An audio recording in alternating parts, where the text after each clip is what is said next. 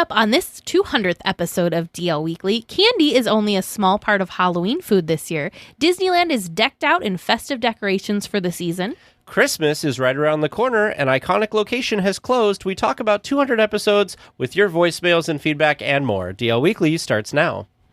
Well, hello there. Welcome to our unbirthday party. For your safety, please be sure to stay listening with your hands, arms, feet, and ears inside the podcast. And please, do give Tag and Teresa easier trivia questions. Well, it seems DL Weekly is about to begin. Have a most wonderful time. Perhaps tea time. Well, hello and welcome to this episode of DL Weekly for the week of September 8th, 2021. I'm Teresa Urban. And I'm Tag Bushman. We'd like to send a shout out and a big thank you. Man, it was a big week for getting some new weekly tiers. Yes. We have Kim G, Aaron S, Kimberly S, Sunshine, Kara D, Kaylee J, and Sarah M. Thank you for becoming patrons. We thought it'd be really cool if we could get to 200 for our 200th episode. We did make it to 181. That's still really great. That's pretty awesome. So thank you guys so much. We're going to talk about how great our community is and everything throughout this whole episode. So if you want to become part of it, dlweekly.net/support to sign up. Our good friend Eric from Concierge is back with more news from around the Disney universe. Hello, everyone. This is Eric Johnson with Concierge, and welcome to the D180. While Teg and Teresa cover all things Disneyland, in the D180 we take a spin around the rest of the Disney universe, and we do it in 180 seconds. Let's jump right in. We start our journey at Walt Disney World, where an old amenity came back online this week. Club-level lounges are an added bonus at some of the resort hotels. For a higher room rate, your family can access a special lounge. Food and beverages are complimentary within, changing throughout the day. It's not a big meal, but you can get fruit and pastries in the morning, soups and breads for a light lunch, meats and cheeses in the evening, and desserts at night. There are even a few beer and wine options, all free with the club-level room. Each club lounge will also have a concierge or two. It feels a bit weird to say it that way, right? Anyway, these concierges can help you with dining reservations and even travel arrangements. You can sit and relax and watch Disney movies or TV while you dine. It's a fair amount for the money. If your family isn't the type to spend all day in the parks, this is a great place to recharge with a small meal. Right now, the only lounge open is in Disney's Animal Kingdom Lodge. The Grand Floridian's Royal Palm Club opens on September 16th. In the coming months, Boardwalk, Wilderness Lodge, the Contemporary, and Coronado Springs lounges will also reopen. Keep an eye on opening dates if you want that upgraded experience on your next trip. Sailing out of Port Canaveral, Florida, Disney Cruise Line trips are back at sea. If you're comfortable heading to the Caribbean, you can enjoy up to 25% off cruise packages departing in September, October, and November. The fun isn't limited to the East Coast this time, though. Starting October 1st, the Disney Wonder will officially set sail once again. Short trips around Pacific destinations even include a trip to the Panama Canal. Through all of this, Disney has been very adaptive to changing regulations, even while they keep guests supported. Some longer cruises have been reduced in length. Guests with canceled or altered cruises can receive full refunds, cruise credits up to 125% the value of the cruise, onboard dining credits, and other amenities. Disney really can take care of its guests. As usual, we also have news of the Disney Wish, the new ship set to embark on its maiden voyage next year. We got to see some concept art this week for the Aqua Mouse, the first tube ride on a Disney ship with a story. For now, it seems like there will be 2 different animated sequences on the ride. Both stories are based off the new adventures of Mickey Mouse. The ride is packed with water blasters, misters, pop jets, and slides, so you'll have plenty to see and do in addition to the 2 animated stories while you zip around the ship. Before we get back to the West Coast, let's make a stop on Oahu. Disney's Aulani Resort and Spa celebrated its 10th anniversary a few days ago on August 29th. The resort's characters' auntie and uncle told special stories to the collected guests. Mickey, Minnie, and Olumel showed off new outfits for the occasion. It was a fun way to celebrate one of Disney's most luxurious resorts. If you want to join in on that fun, there are plenty of discounted rooms available at Aulani. Guests staying 4 nights get a 25% discount, and those staying 5 or more nights can get 30% off their stay. This discount is for stays from now through mid-December, with a few full-price days around Thanksgiving. Military guests can get rooms during the same time period for 35% off, even if they're only staying for 2 nights. And as a special side note, congratulations to Tig and Teresa on your 200th episode. We're excited to see you reach this milestone.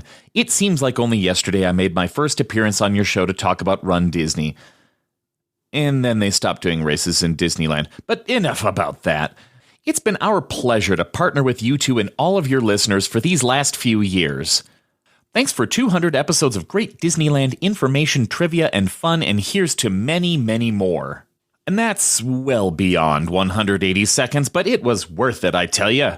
I hope you enjoyed our quick spin around the Disney universe. If you would like to learn more about these Disney adventures or just have a few questions, please come on over and visit the social media and websites of both DL Weekly and us, their official travel planners, Concierge. We look forward to planning something special for you and your family. I'm Eric Johnson, and this has been your D180. Thank you, Eric, for your kind words. It has been great. You guys were the first people ever to reach out to us and want to partner with us for the podcast. So it's been a great relationship. James has helped us a lot with getting rooms booked, and when we went to Disney World, getting reservations. The entire team of Concierge helped us with that whole magic night that was really awesome. Yeah, that was incredible. So really, really great. If you guys have not contacted them to talk about a Disney vacation in your future, I would highly recommend that you talk to them. It's no pressure. You can just talk and get the feel. You can ask a bunch of questions, and they'll just be there when you're ready to book. Now let's get to the news.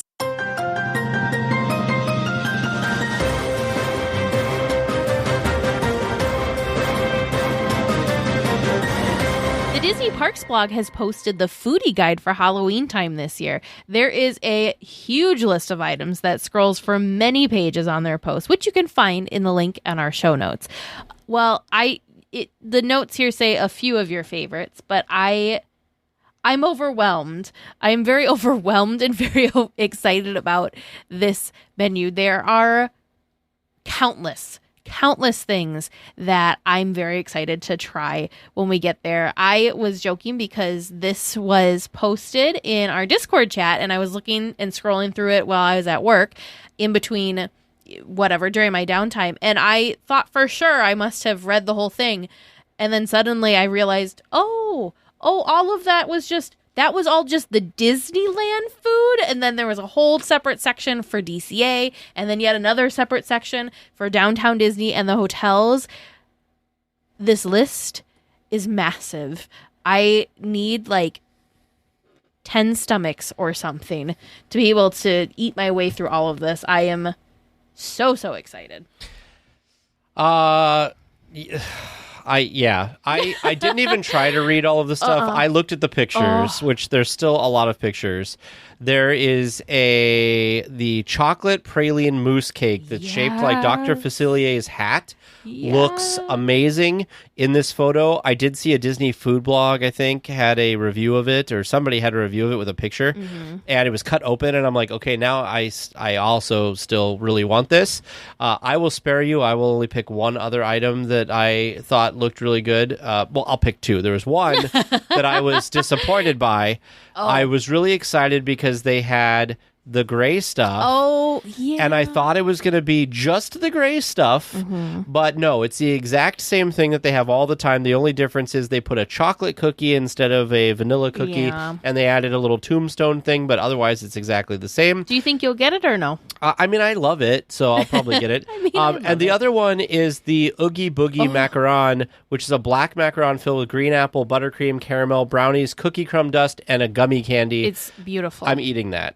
It's got beautiful. a Oogie Boogie spray painted on it, airbrushed onto it. I want to say there's 2, if not 3 different cakes, cake slices during this that I really want to try. There's one over at the Plaza de la Familia. There is a cocoa cake, which is layers of vanilla cake filled with a cinnamon churro flavored mousse covered in a sweet cream cheese frosting it's beautiful and it sounds delicious to me. There's another Halloween cake that is over at the Plaza Inn. It's just chocolate cake with multicolored mousse, green buttercream, royal icing, and Halloween sprinkles. I I can't. I just cannot. I'm also very excited. There's a couple of different cold brew coffees.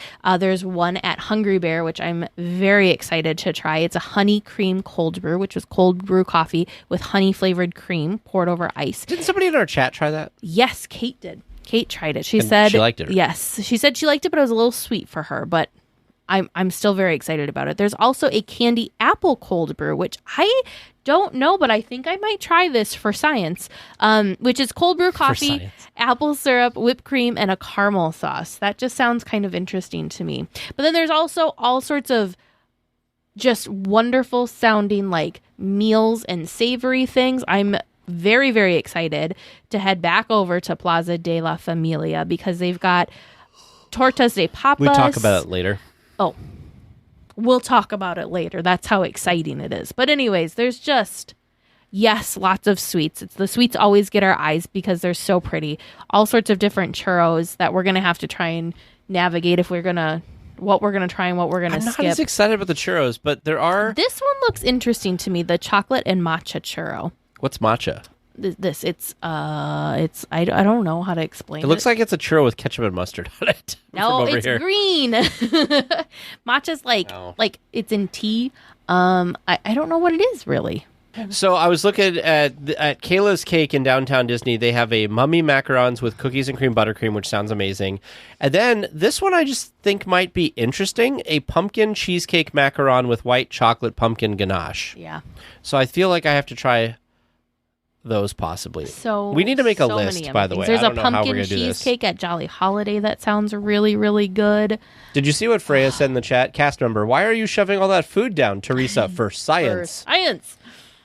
But yeah, just there's a spicy corn dog at the Stage Door Cafe, barbecue bacon dog at the refreshment corner. There's just so many so many amazing, delicious things, whether sweet's your thing or savory's your thing or salty, but just so many things. Disney, if you haven't already, we need a printed food guide so we can check off as we eat our way through the park to make sure we don't miss any of these wonderful treats. Well, all around the resort, decorations have appeared for the Halloween time celebration, from the main entrance turnstiles with pumpkin versions of the Fab Five to minor decorations in the shops on Main Street. There is the presence of the season.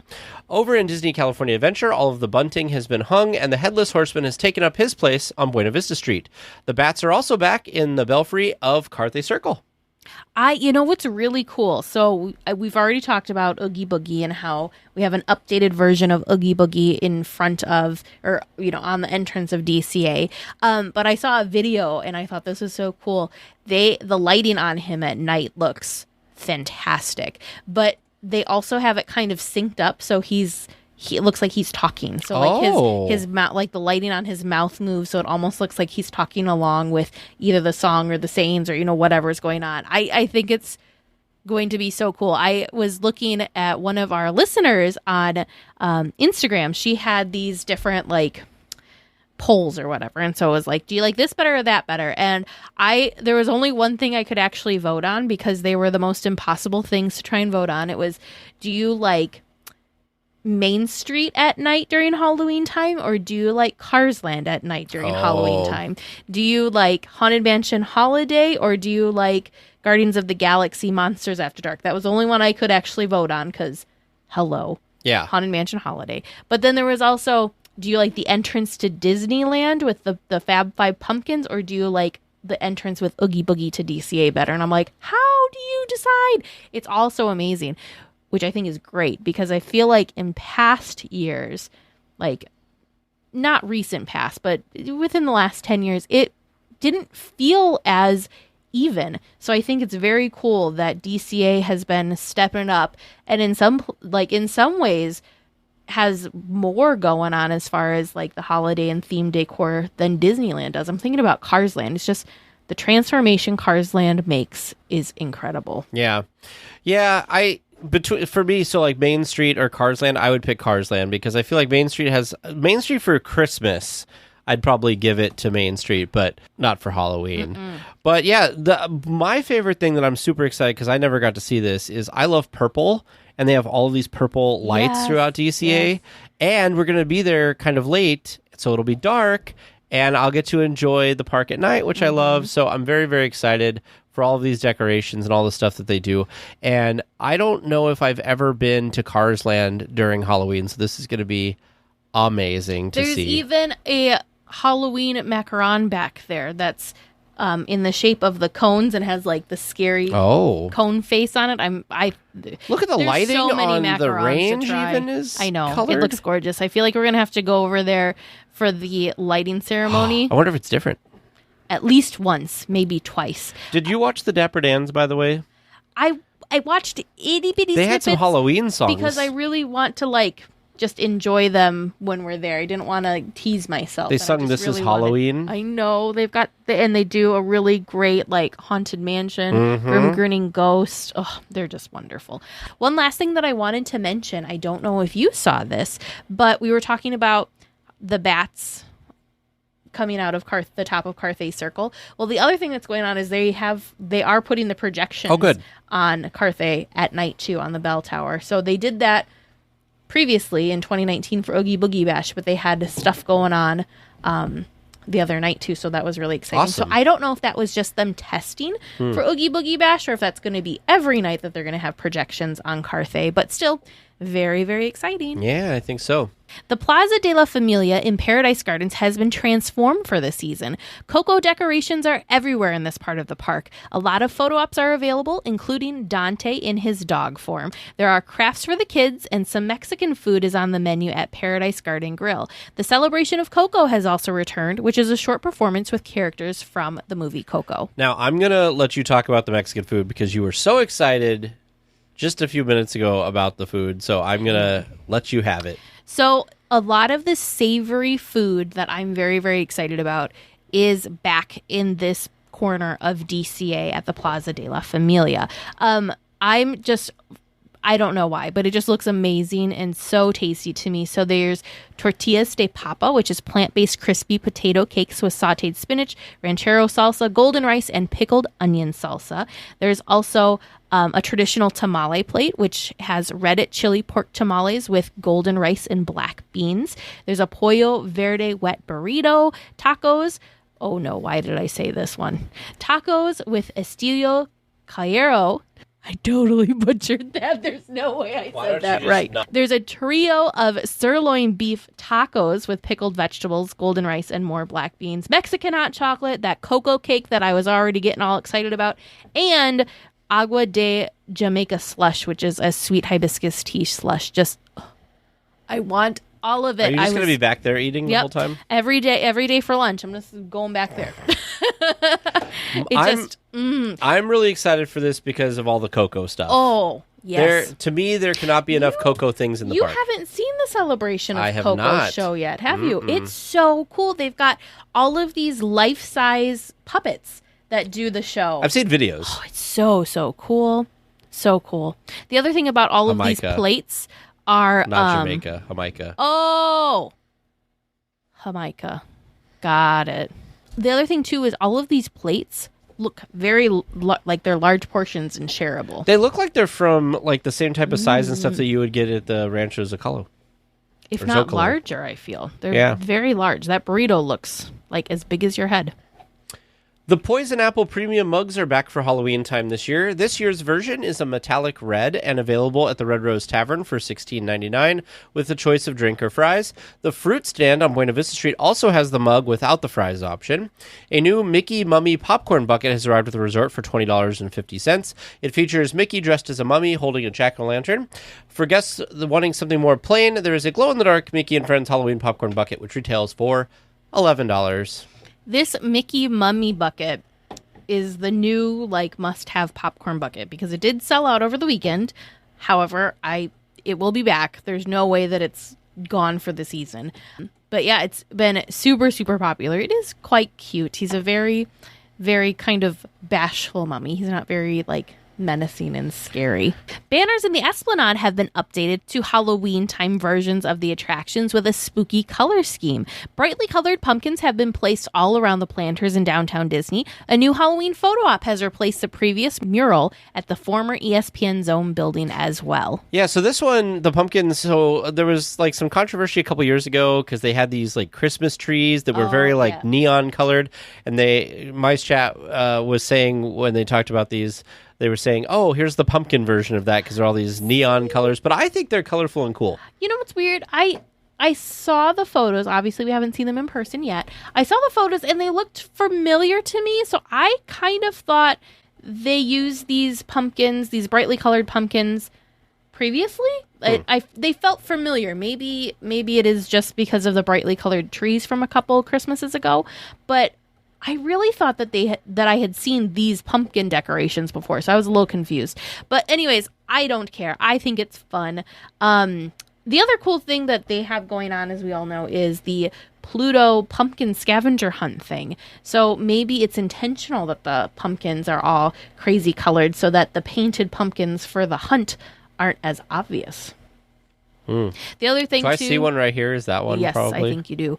The other thing too is that I'm very excited about, and I think is super fun, is the photo op. I think the photo op is really. It's just like this super fun image that's got all of our favorites of Halloween. We've got Oogie Boogie, we've got the Mickey Pumpkin, Jack Skellington, a bunch of villains, the Headless Horseman. It's super fun. I think it's a really fun photo op, fun mural that they've got down there. I feel like you're going to freak out because I saw a picture today of Jack and Sally on the balcony of the Haunted Mansion. Yes, I think that's brilliant. Yeah, and I was like, Teresa is going to freak out if we're there and they're up on the balcony. Yep. You're not going to be able to get me online. See, this is a COVID thing that I think that they should keep, is putting them in these like locations like this, because what a great way to spend time in line than like interacting with Jack and Sally. That's so cool. And the same thing like when we were in line for Pirates. No, we were coming out of the Tarzan's treehouse, and Jack Sparrow was on the top part of Pirates. So I love that stuff. I hope they keep those type of interactions around because I think those are great. It isn't even Halloween yet, and the Disneyland Resort is already planning for Holiday Magic. From November 12th through January 9th, the seasonal offerings of Holiday Magic will be available throughout the resort. This includes Sleeping Beauty's Winter Castle and the 60-foot Christmas tree on Main Street. A Christmas Fantasy Parade will also return, again, along with Believe in Holiday Magic fireworks and It's a Small World holiday. Over at Disney California Adventure, the Festival of the Holidays is back, celebrating the diversity of the holidays. Disney Viva Navidad is a fun street party and will join festive food and beverages throughout the park.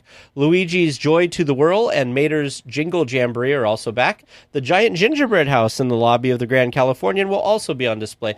I love the fact that in Cars Land they keep re-theming things for the holidays. I think it's fun. Yeah, I think it's fun. I don't really want to talk about this. I feel like Halloween just started. We need to like be in the moment for Halloween, but I do think it's exciting that the holidays will be returning. The winter holidays will be returning at the Disneyland Resort. There had been rumors for quite a while that the Christmas Fantasy Parade would be returning. Now it's been confirmed.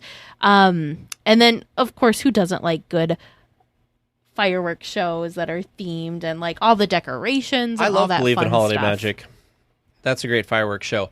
The other fun thing Somebody too, needs to run into the Christmas Fantasy Parade floats or something so we can get a new parade.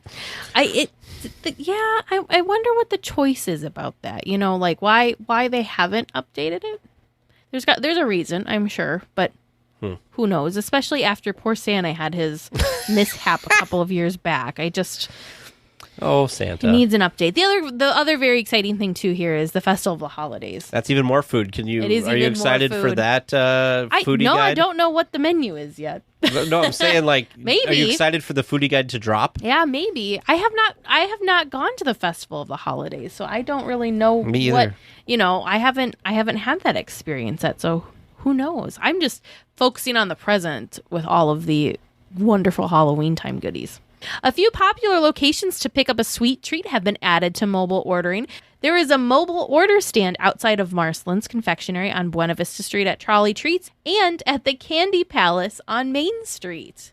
This is great because I would have loved to have been able to mobile order for Marceline's when we were there. This is long overdue. These places, right? If you think about the space of each of these places, they're not very large.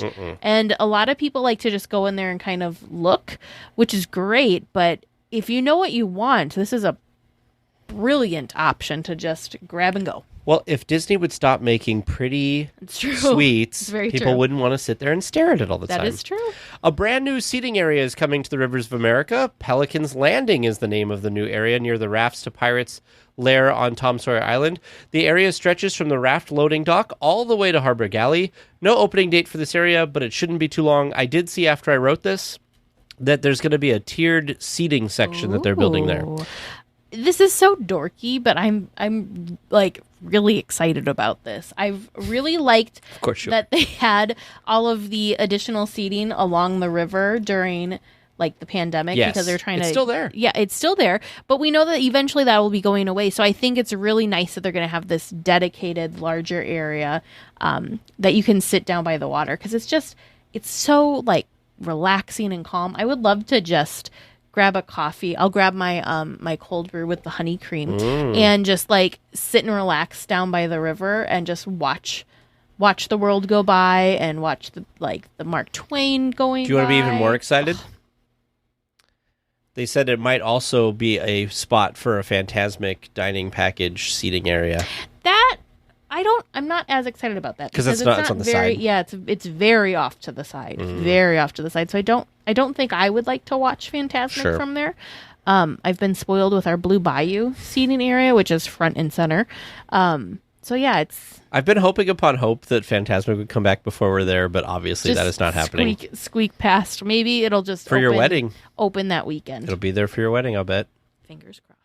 An iconic store on Main Street has permanently closed. The Main Street Photo Supply that has sold camera film, batteries, and provided PhotoPass services closed last week. The PhotoPass services have moved to the Esplanade in front of ticket booth number 3 for now, with the plan to relocate to the old newsstand at the front of the park in the future. No word on what will move into this location. My assumption, though, is they're just going to expand the shopping area. We already know this. So I wrote this from the Mice Chat article, and later I saw on Mouse Planet that they talked to cast members, and the China store or whatever is expanding into that.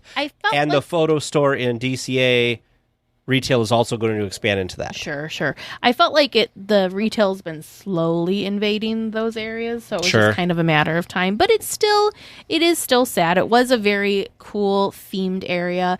But I had gone in there a couple of times when I was having issues with PhotoPass, and the people in there were always super helpful, very friendly.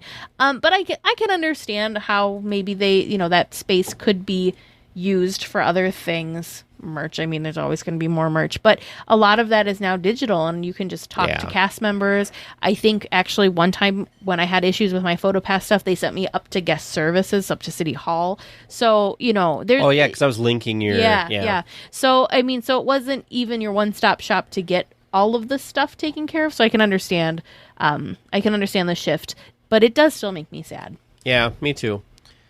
Well, fans of the character shoulder pets have a new seasonal option. A Zero shoulder plush is now on sale for $19.99. What is unique about this version is that Zero lights up. There's a light in his nose and in his body. This is a great addition to the shoulder porgs and the baby shoulder Groot. And this one can go trick-or-treating with you. This sounds so cute. I can't wait to see this in person. Can I pin one to you? No, why don't you pin one to you? You got to bring it back for Vern. Because I have a backpack. Pin it on your backpack. It could be your backpack.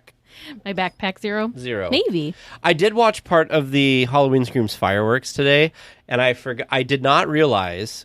I don't think I've ever actually seen it in person, first of all. No, yeah, you But I did not realize that at the beginning of the show, somehow they've already hooked Zero up off to the side, so Zero, pops out from behind a tree. I'm like, yep, he's not coming from the Matterhorn. Nope. Because he goes... You'll understand when you see it in person or when you spoil it for yourself by watching videos. I've already watched it, but yeah. He goes back. He comes back and forth a couple of times. Oh, yeah, no. So he just ends up at the down. Because there was one of the fireworks shows that was not a seasonal one that, like, Dumbo went back and forth and stuff as part of it as well, and even switched with Tinkerbell at one point. Yep. The Up House. I never saw that either. That was Pixar Fest. That was really cool. They need to utilize that more. I feel like that's such an awesome effect. Thing? Oh, yeah. Psst. Avast there. It'd be too late to alter course, mateys. And there be trivia questions lurking in every cove, waiting to be answered. Listen close, and keep your ruddy Disney knowledge handy. That be the best way to answer correctly. And mark well me words, mateys. Dead men tell no tales. You come seeking questions and long-lost Disney information, eh? Sure, you come to the proper place, but keep a weather eye open, mates, and hold on tight, with both hands, if you please. There be squalls ahead, and James and Vern waiting for them what don't answer correctly. This week we're doing something a little different because we are at our 200th episode. We are going to do a couple different versions of trivia tonight. So the first version of trivia is going to be Reverse Trivia Land, where Teresa and I are going to ask producers James and Vern trivia questions about the podcast. So, Teresa, you have a question. What is your first question for them? My first question is, in the past 100 episodes, how many deep dives into attractions have Tag and I done? Oh, that's a good one. I don't even know that one. That is a good question. That's a very good question. Bonus points if you can name any of the rides that we did a deep dive on. Oh, bonus points? Okay, well, let's see. Pretty sure they dug into the Matterhorn for one of the episodes. Definitely the Matterhorn, yep. I want to say they were out in Adventureland or Frontierland. I don't know if they did all of the attractions out there. But I wouldn't be surprised if they did a Big Thunder, but I'm not confident. This is the past 100 episodes, not all 200. So you've said Matterhorn. What else did you say? Big Thunder. I'm going to say yes, there was a deep dive on Big Thunder. I think they did Space Mountain recently as well. Yes, yeah, there was a Space Mountain. It's a Small World was definitely done. Small World, yes. Definitely remember that one. Yep. At least I think that was in the last 100. That one might have been earlier. Have they done Haunted? They've done... I know they've done Haunted Mansion, but was it in the past 100? I feel like that was earlier. That was probably earlier. I feel the same about Pirates, too. Yeah. I don't think they've touched DCA at all. No. And I don't think you can count any of the Galaxy's Edge ones either. Because I don't think they've gotten a full-blown discussion. Have they done anything else in Fantasyland, do you think? Not that I recall. Yeah. I'm okay going with 4. Yeah, no, let's go for it. Final answer. We'll go with it. Okay. We might be way off, but that's what we're going to go with. Question number 2. This one has a bonus. What day did Disneyland close because of COVID? For a bonus, what was the episode number that we first talked about it on? So I think it's around the Wisconsin 140s in the shut episodes. down on March 17th. And it was real shortly after. I'm thinking it's around 140. For some reason, my gut has it in that area, which puts us 2.5 months before today's episode, which gets us back to the middle of May. That might be too late. Or is that about the right time? I mean, it was just Wisconsin bars and restaurants that shut down March 17th. Mm-hmm. It wasn't like the whole state shutting down. I know California was later than March 17th for actually, like, shutting... like the full shutdown. Yeah. So, what date in May did you say? I don't know. It would have been about middle of May. Yeah. I'm just trying to gauge based on episodes. I think we do about 50 a year. Right. 60 episodes before this one would give us 10 episodes before this one. Right. Which goes back to August, back to July. Oh, no, that's middle of June. Maybe that is about right. Yeah? So, just pick a random day in June. June 12th. 12th, I'm on board. June 12th, episode 140. June 12th is when you think the park's closed? Yep. Yes. And episode 40? 140. 140. Sorry, 140. Yeah, we've been shut down for 160 episodes. I mean, maybe. So we're throwing it back. way back to the first DL Weekly episode. Oh, What was our first ever discussion topic? Opening day of Disney. no, that came much later. Was it? Yeah. No, I'm pretty sure they stuck with something that was pretty, timely to the news as it was happening. Opening day would make That would have been so apropos. That would be a great discussion topic, though. Was it Jungle Cruise? I mean, that would also be very fitting, It I would think have been so. the perfect thing to talk about. A new Jungle Cruise boat or something wonderful like that. So remember, the discussion topic is not necessarily news related. I wonder if they just I shared think they were just introducing each other. their Disney stories. I think they were introducing each other. Yeah. That's my final answer. I'm in, It yeah. was introductions. Hi, I'm Teresa. I'm a Disney freak, and I'm happy to be on this podcast. I think is what it was. Are you saying introductions or Disney story? Introduction / Disney story. it's like the same thing. Yeah. How are you distinguishing between the two? Well, introductions like, hi, I'm Teresa. Disney story is my background in Disney. Introducing your relevance to the podcast. Yes, introducing yourself and your relevance. This last question is a doozy. It seems like something you guys would do to us, so I'm going to do it to you. Okay. So the main question is, what episode number was the first trivia segment on? 45. Yes. For your bonus, What was the first time you got one right? we're going to ask you those first 4 questions. The pooping pirate. Hold on. So, the first question is, which attraction is Walt Disney's cryogenically frozen body allegedly housed in? It's a small world. It's a small world, yep. Okay. Or is it under pirates? No, it's small world. I feel very confident in that one. What is the most... Hold on. Oh, you're still going. We let you two split your answers all the I time. thought you would... I want to split answers on this one. I'm feeling like it's under pirates. Pirates? I'm going to put his body under pirates. Okay. I'm staying with small world. He's Okay. staying on small worlds. I'm putting his body under pirates. All right, next question. What is the most vomit-inducing ride at the resort? Small world. The teacups. Yeah, my actual answer is the teacups. All right, question number 3. In 1997, Pirates of the Caribbean had a refurbishment that recast a pirate. What was he called, and what is his name now? The pooping pirate. He was the pooping pirate. I don't know what he's called now. Yeah. So I'll enjoy my half point. Yep, Enjoy my... I'm going to take a half point on that. And this one, just for Vern. How many times a day in a 16-hour operating day does It's a Small World play in the attraction? Too many. Okay, so 16 hours, and it's a 5-minute song, so that's 12 times per hour, times 16 is... what's 16 times 12? I can't math. 144 plus 64 is 212. Yeah. 212? 208. 208. Yeah. 208 times. 208 times? That's my final answer. James? She said only for Vern. No, She's it's for torturing me both with of the you, fact but it that was it's a small good world. it was a good Vern question. My 'cause- math was based on a 5-minute song. Yeah, I think But- I think it's shorter than that. So I think it's closer to 800 times. Vern said 208. Are you giving James half said- credit for Price is Right rules on this one? No. Oh, maybe I should have gone with $1. In 16 hours, it plays 208 times.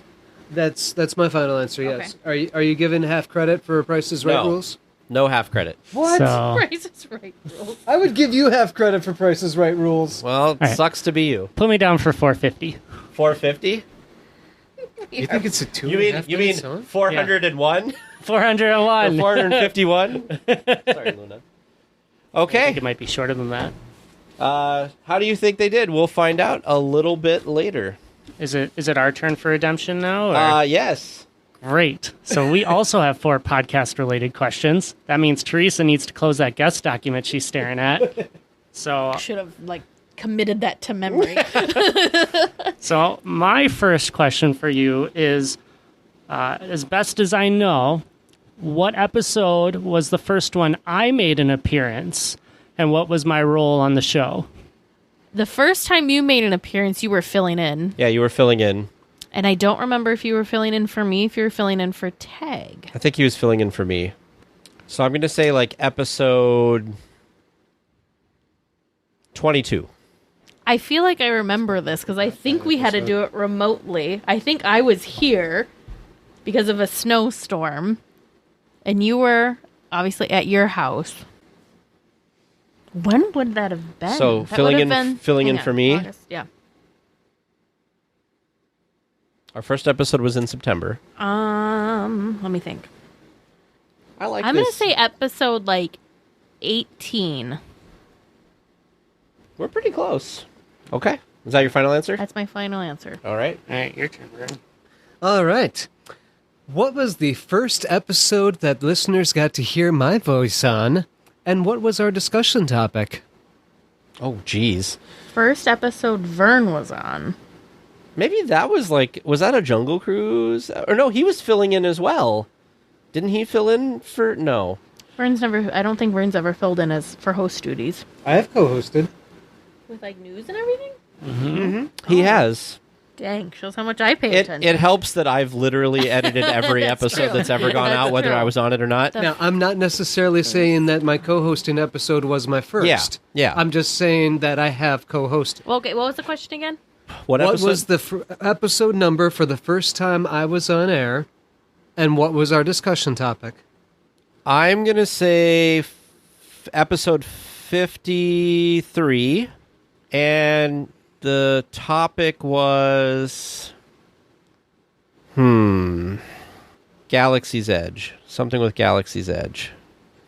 I have no idea.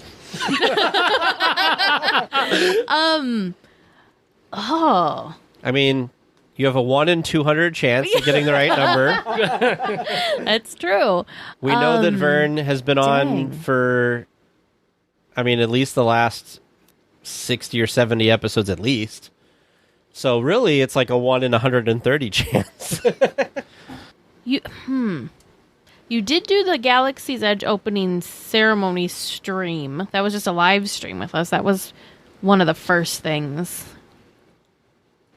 I remember you doing with the podcast, but that's not an episode. Dang. What'd you say? 53? 53 and Galaxy's Edge. I'm going to say 47. And I feel like it must have been... I'm going to go with Galaxy's Edge, too, because that's my first thought that he would thought. be on. Mm-hmm. Because I don't think it was a Jungle Cruise episode. No, I don't think so either. All right. And I'm pretty sure you were on before D23. Yeah. I think so, too. All right. Next one. I'm not the only James who's appeared on this podcast. When's the first time you talked to concierge James?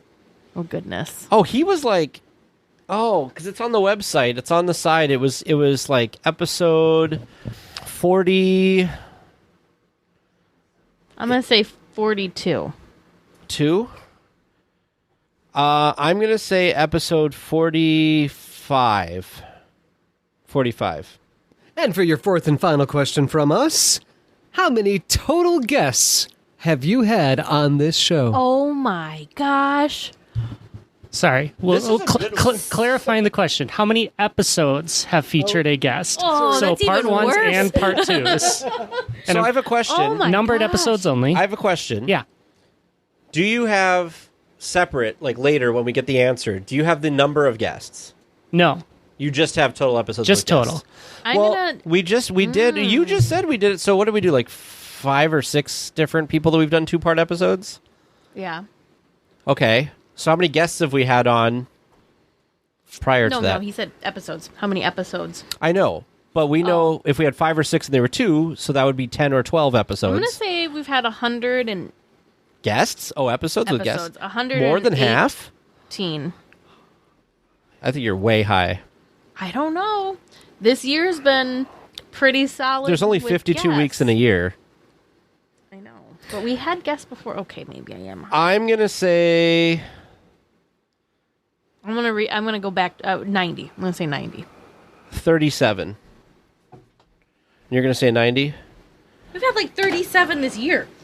No, we haven't. Well, listeners, how do you think they did on the questions about the last 200 episodes? Keep listening till after the discussion topic to find out.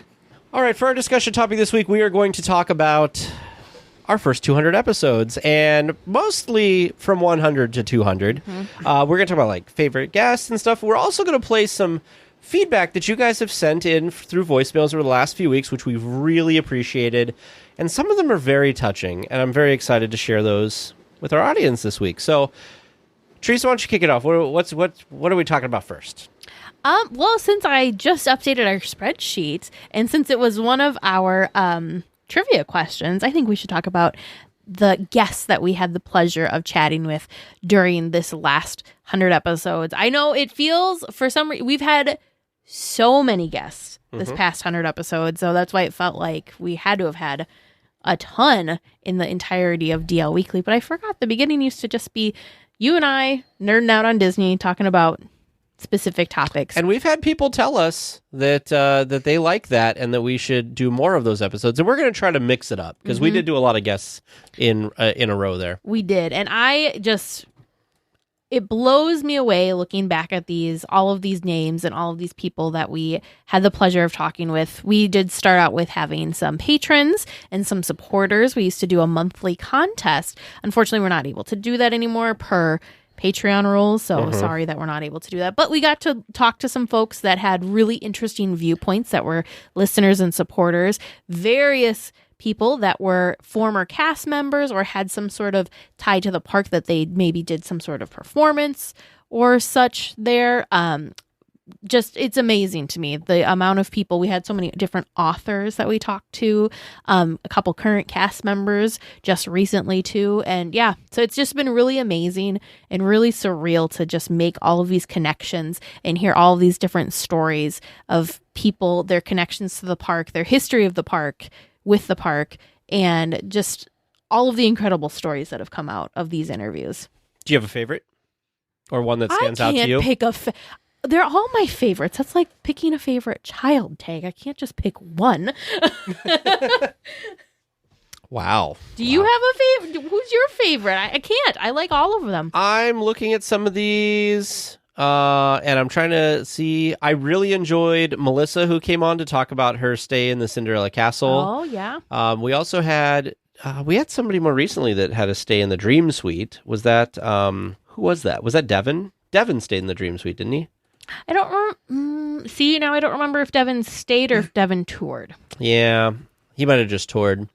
But yeah, I agree with you. We've had a lot of really good people come on and talk about things like the college program, just a lot of, and we always learn something new. Every time we interview somebody, we always think that we know where the conversation's going to go, and it totally takes us places we never thought it would go. Producers, do you guys have any topics that guests have brought to the show, or any guests that stand out to you that you particularly enjoyed? I have a couple in mind, but for the podcast as a whole, I think one of the best ones was when you were able to talk to Fresh Baked. Because I think that was something that really gave you two the confidence that you were actually building something notable and that could go somewhere, because you were talking to one of the most known Disneyland vloggers. And the fact that you were able to get on that level, I think, was a big thing for the two of you. And you've only been able to kind of grow from there and get you some really cool stuff. I also really enjoyed your talk with Thompson. Thompson stands out to me because, being one of the younger listeners, you get that childlike viewpoint, but at the same time, Thompson was so professional that it was so easy to really take in everything that he shared. And so it just made it kind of such a unique experience of seeing the park through his eyes, but still being able to understand it in such an easy way.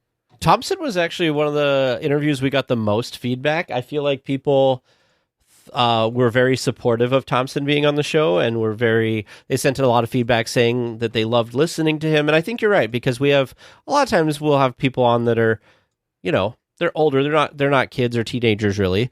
And so getting that kind of younger viewpoint, I mean, there's two areas that I think our podcast isn't always the best at representing, and that's kids and parents, just because we don't have kids and we're not parents. So sometimes it's harder for us to be able to talk about those topics. But it's very nice when we've had people on to talk about that.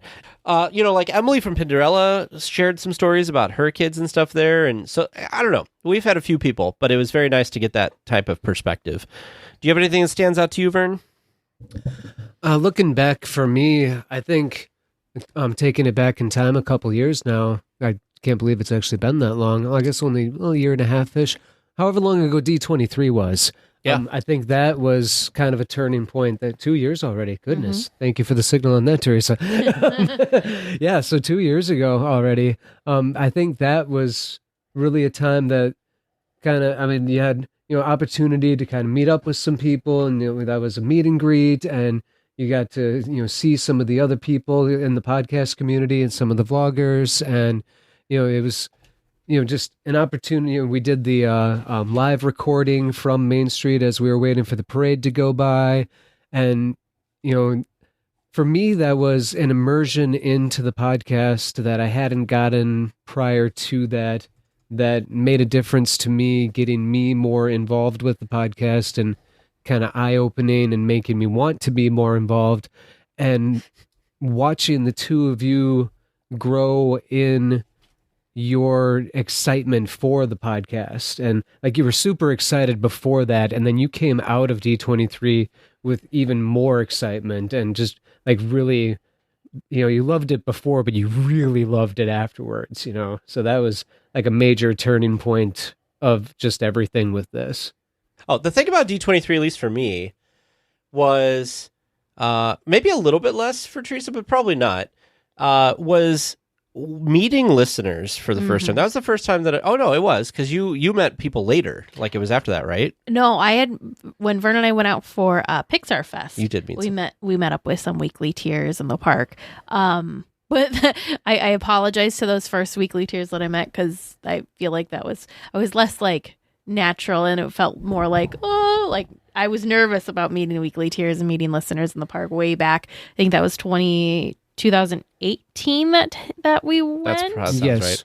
I think, yeah. So, yeah, 2018. Yeah, it was 2018, just the two of us. So, yeah, we Fest. were still like babies when it came to podcasting stuff. So that was really cool, and also like really super nerve-wracking, I guess, for me, meeting listeners. But D23, I think like the energy from the event helped with that. And so it was just so much fun.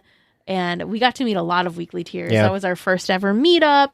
Plus, we bumped into people at the expo, saw people at the parks. Mm-hmm.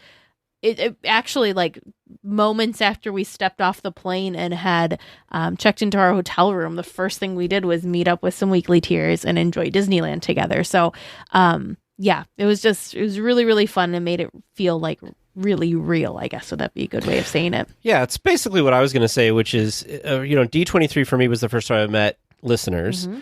And I think hearing them, instead of through like an email or a tweet or a comment on a post or something, meeting people in real life who explained how much like they liked our podcast and liked what we did, and talked about like it's like their highlight of their week to listen to it and stuff, really energized me to really be happy with what we're doing, because it's really difficult.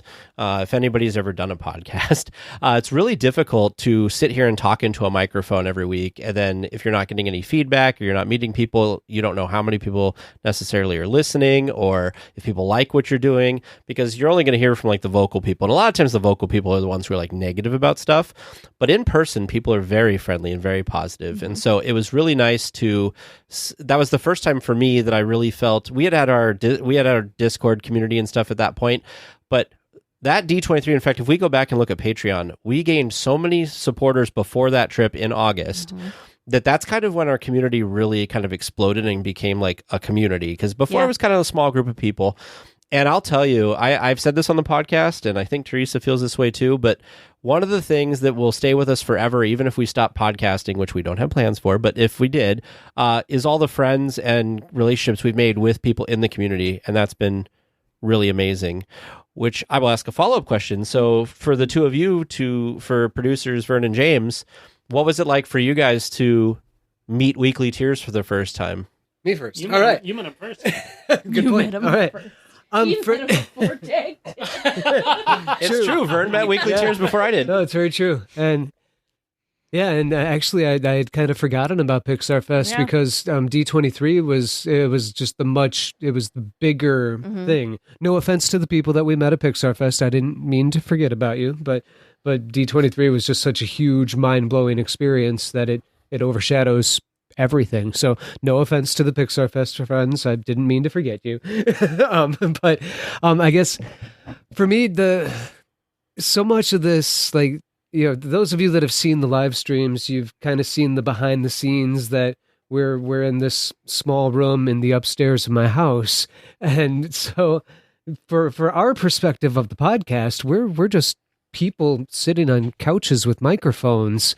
So to actually be face to face with the fans makes it real. It's tangible. It's this real thing that's actually happening. Like Tag talks about download numbers and Patreon numbers, and it's just numbers. I'm like, what? People are down. How many thousand people download this? Are you kidding? What? This most recent time that we were all at the parks, and a video got posted of me dancing on Instagram, and they showed me how many people had watched the video. I said, there's not that many people that follow our Instagram. There's no way that many people watched me dance at Galaxy's Edge, or not, at Guardians of the Galaxy. But apparently, yeah, there's that many of you out there, and it becomes that much more real when we get to meet you face to face, and it makes it tangible when I can actually shake someone's hand and hear someone's voice and look someone in the eyes, and to have these face to face moments, at Pixar Fest and at D23 and at our most recent time that we were there, just a month or so ago, to have these face-to-face encounters and the meet and greets, it's very exciting. It's really cool. I'm losing my words for it because every time that we're able to meet our fans face-to-face, it's really cool.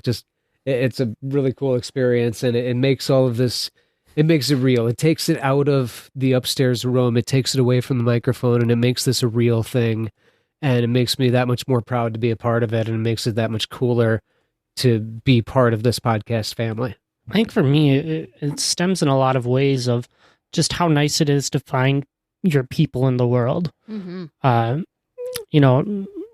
first started talking with Tag and he started talking about his Disneyland thing, he was really shy to talk about it with me because he kind of felt a little embarrassed about it. And I think that's a common feeling from a lot of people who are big Disneyland fans, because people will be like, that's a place for kids.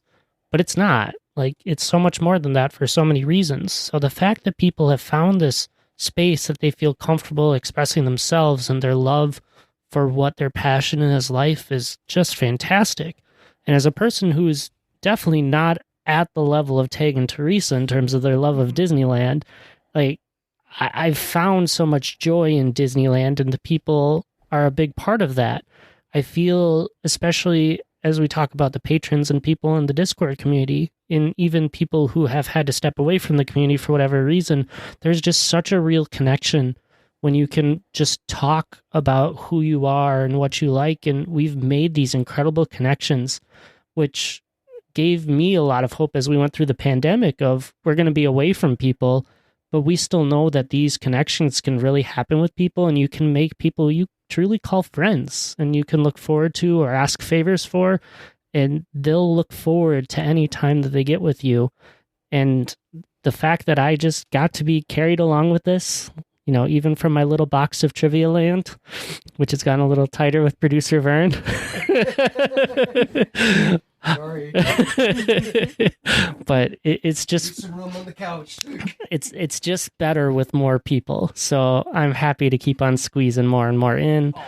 And I think those perspectives are some of the best. And that's why thinking a little bit more about the question you asked earlier of the best discussion topics, I think some of it was just the weekly tiers when they came on and shared what they were passionate about or what they knew about and the value that they brought to the podcast. And I hope that they felt for themselves. It just means so much to me that this community is able to be so much more than what it set out to be. So I have some what's called real-time follow-up. So Vern's video, his reel, has been viewed 5,281 times. And if I click on it, it has 153 likes and 7 comments. Mm-hmm. Nice. So pretty good. That might be our most played thing on Instagram, actually. Maybe. That might be the most popular post that we've had. Well, So you're saying I need to up my game next time we're there. Maybe. I will tell you, one of the things that I always think about with producer Vern in the parks is, especially with Guardians, is he loves to dance during that attraction. So it's always a big deal to take people who have not been on it with him on it because he is just all part of the party there.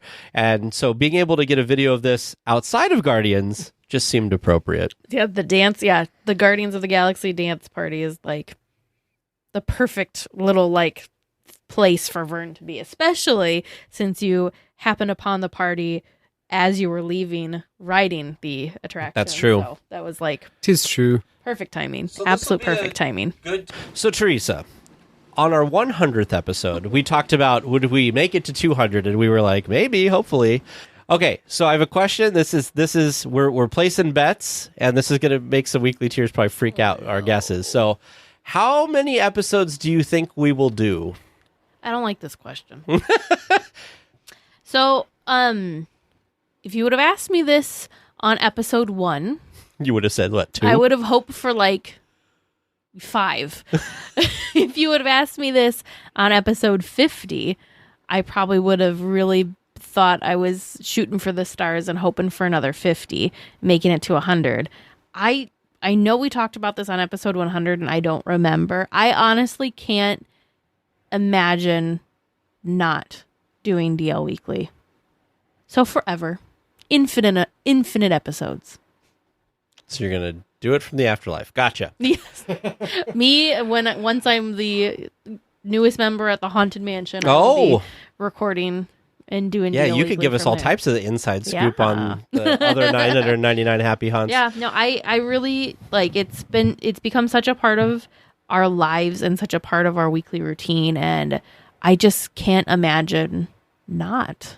I can't think of a good reason that we wouldn't do it anymore. Right. It's interesting to me, and I'm sure producer James can back me up on this one, but it's really difficult for something to keep my attention for this long and keep my interest.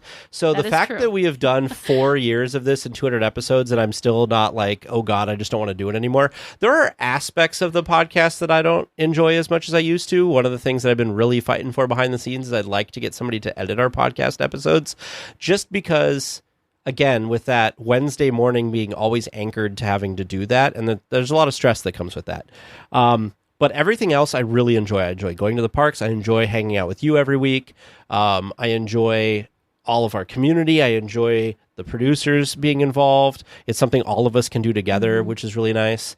And it makes sure, because a lot of times with friends, especially when you get older, it's easy to fall out of contact with friends. Even you and I, we've been friends for a long time, but there was a couple of years there where we didn't really talk at all.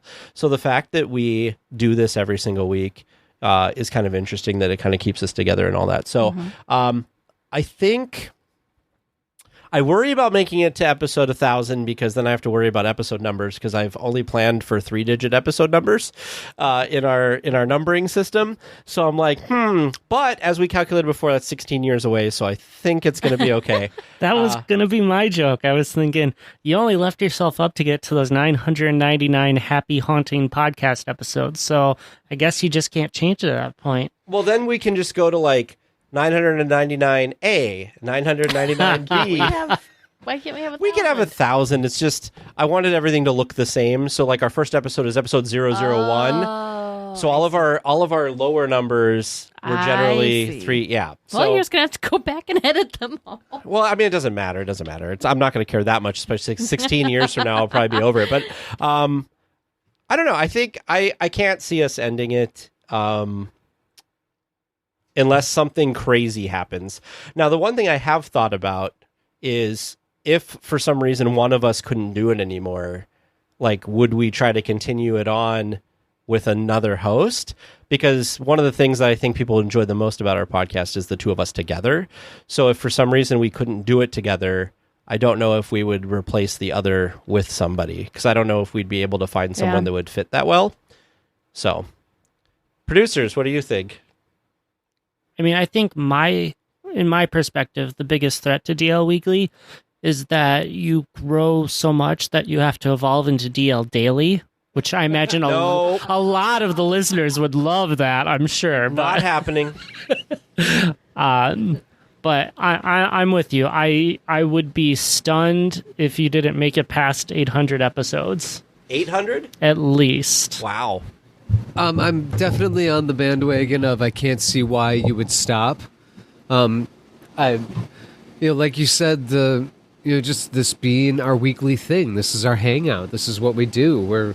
We're friends that hang out every Tuesday. So it's not even. It's not a job. It's not a chore. It's a labor of love. Yeah, I mean, this is just what happens. So why would it end?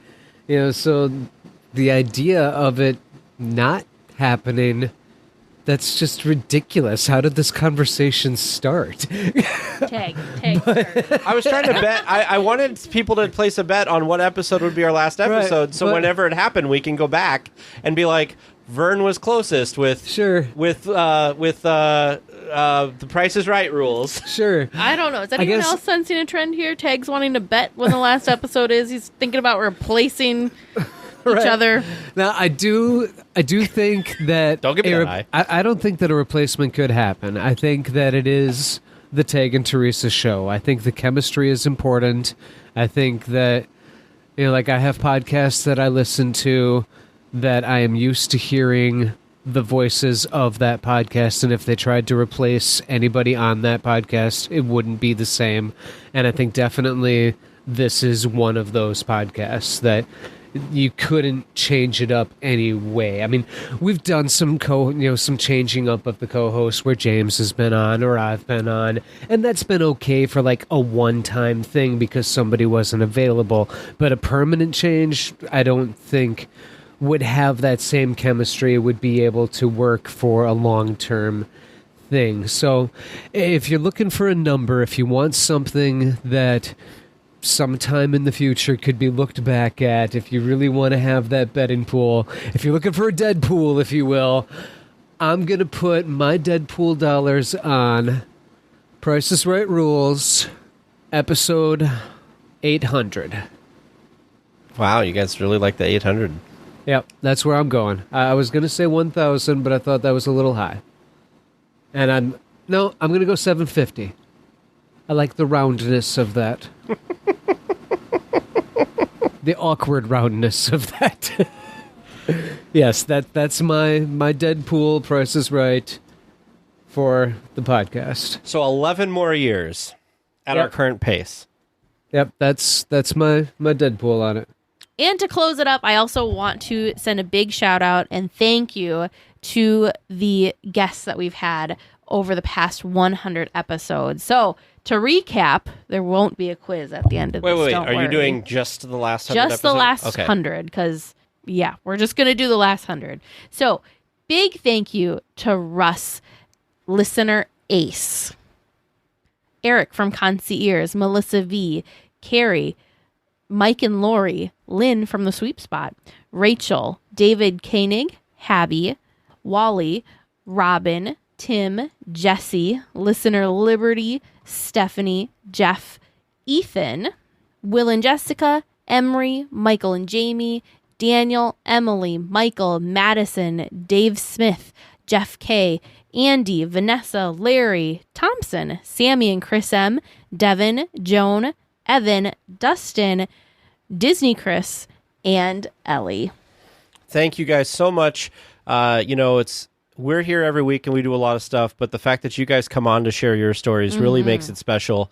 And, at least you could say we get some benefit because we get supporters and stuff like that. All of you have come on and shared your stories and got nothing from it except for just being on the show and sharing your stories. So thank you guys so much. I will always say this when we talk about guests. If you have a story, if you're a cast member, if you're a former cast member, if you know somebody in your family that has a story that's interesting to tell, get in contact with us. You can email us feedback@dlweekly.net, and we would be happy to hear what your story is and maybe have you on the show. Yes. Because we always love having more and more people on the show. So this will be a good time to play the first of a few different sound bites here of people that have called in. So we will start with Cindy Becker. Hi, you guys. This is Cindy Becker. I'm fairly new to the podcast, but went back and caught up on all of them.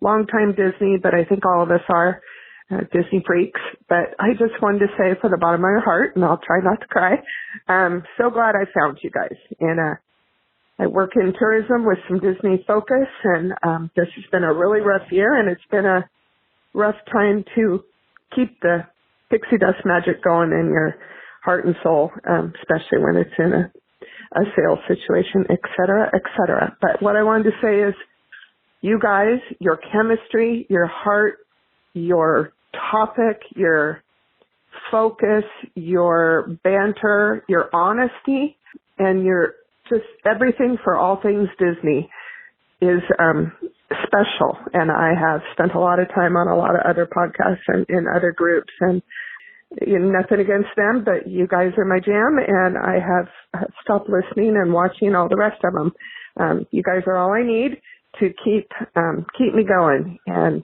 anyway, thank you so much. Bye-bye.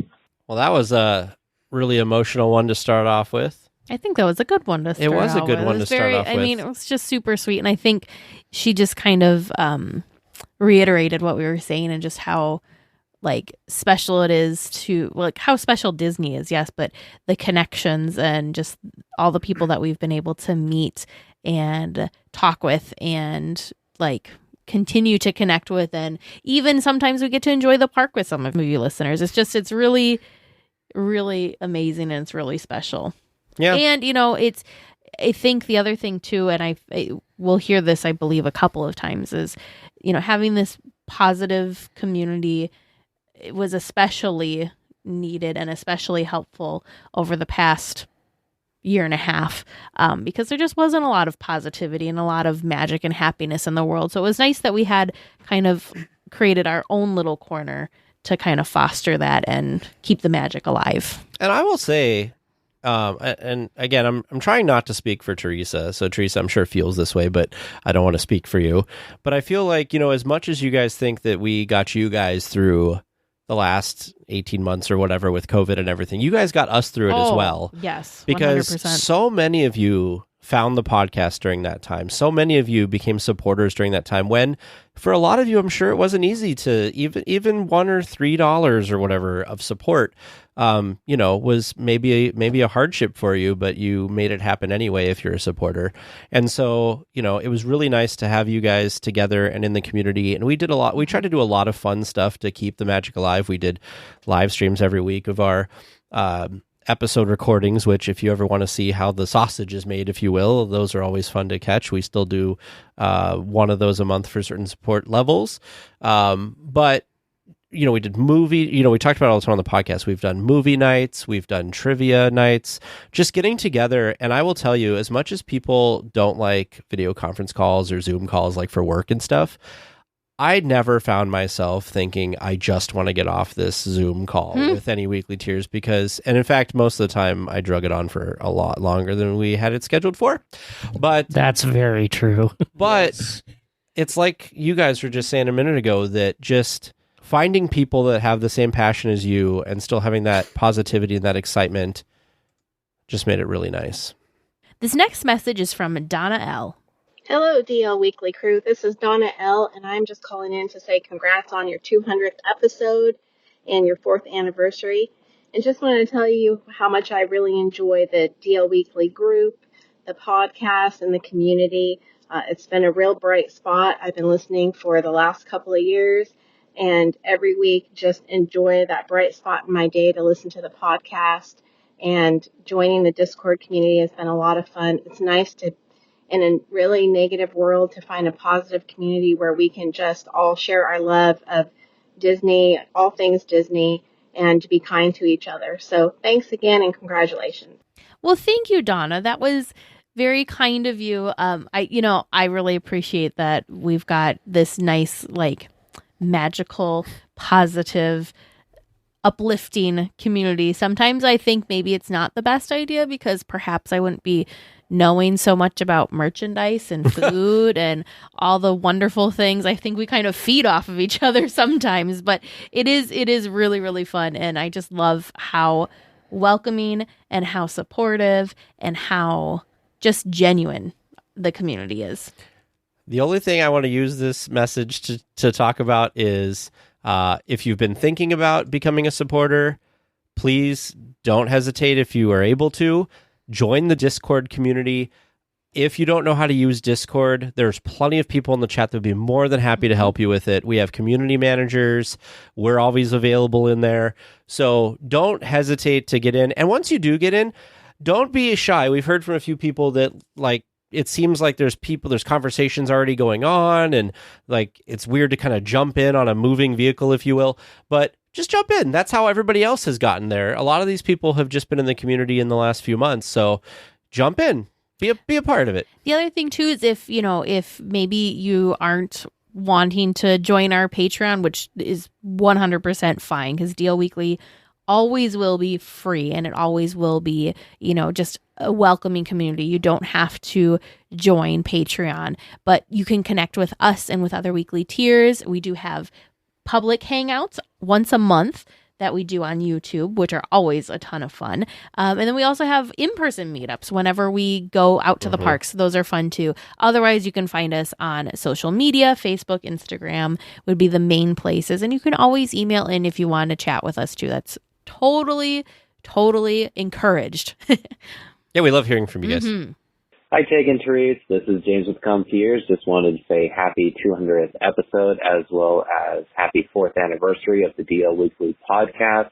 Love listening to you guys with all your Disney news and also working with you. So hoping for many more years to come.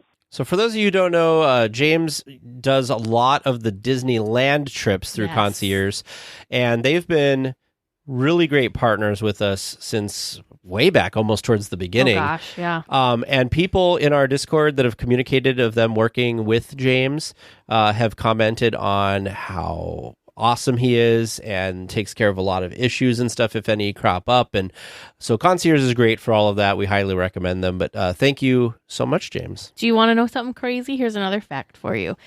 James first was on the podcast with us back in August of 2018. So it's our 3-year anniversary with Concierge as well. Wow. So I have a follow-up question that I just thought about. Did you think we would be doing this for 4 years? No. So I have no qualms telling people this. And I've even told Miguel this too. So when Tag and I first started, when he first approached me with this, I didn't understand why anybody would find us or want to listen or how this was a thing, but whatever, who cares? Something fun, something to do, why not? And it's Disney, so what could go wrong, right? Well, I remember when he's like, oh, we should, Patreon or whatever. I'm like, oh, okay, I don't know why anybody would, okay, whatever. Again, we can throw it out there. It's not hurting anything. So we got a couple of $1 supporters, and I will never forget the first time we had a $10 supporter. I was floored. It was Miguel. Miguel is still a supporter.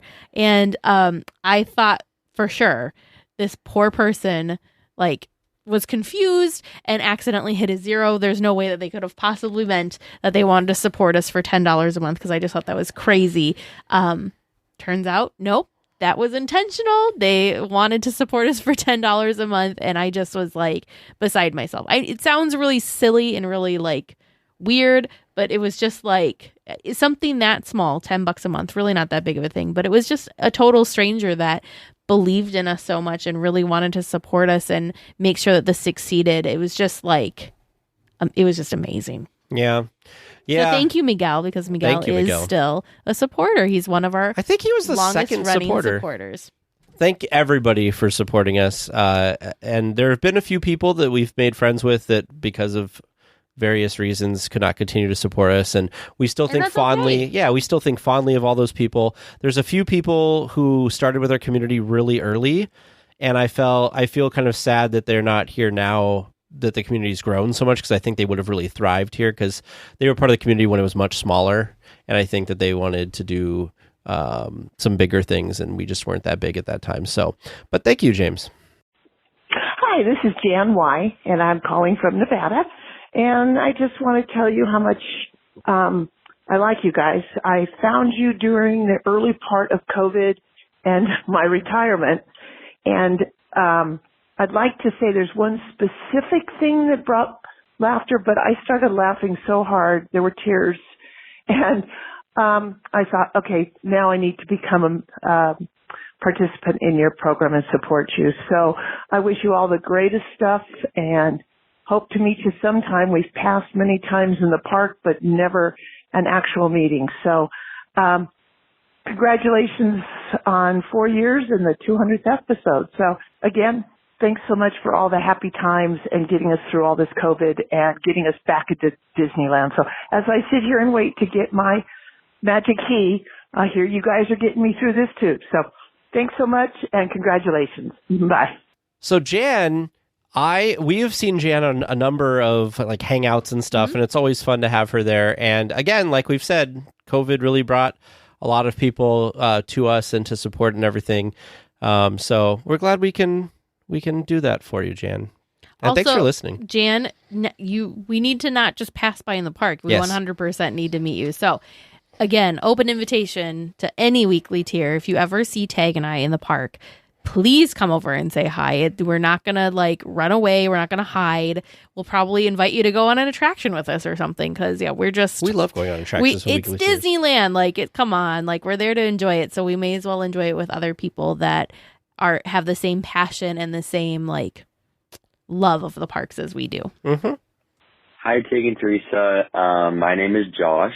I have been listening to your podcast for about a year and a half. I started listening at the beginning of COVID because after the park shut down, I wasn't getting my Disney fix anywhere else. So I turned to your guys' podcast, and even though the parks are back open, I still listen every single week, and every week I get more obsessed. Part of the reason I listen is because most of the people that I'm around in my life don't have the same love for Disney that I have.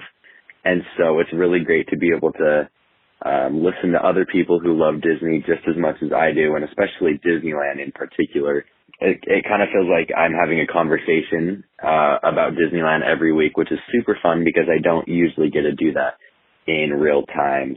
My favorite aspects of the podcast is the listener involvement, how you're able to answer questions and do trivia and meetups with listeners at the parks and stuff like that. I really love how you involve your listeners into your podcast. And I also love the interviews with past Disney employers or recent Disney employers who have worked at the parks or had anything to do with Disney. Some of the jobs that I normally would just look at and not think would be very interesting. I'm always so surprised by how each interview that you guys do, I'm just so intrigued by their work and how amazing it would be to be employed by Disney. So yeah, thank you guys, and congratulations on 4 years of the podcast.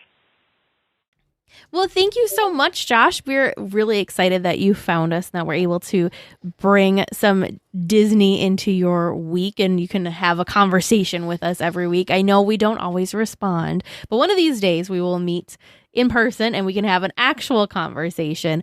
But yeah, I agree.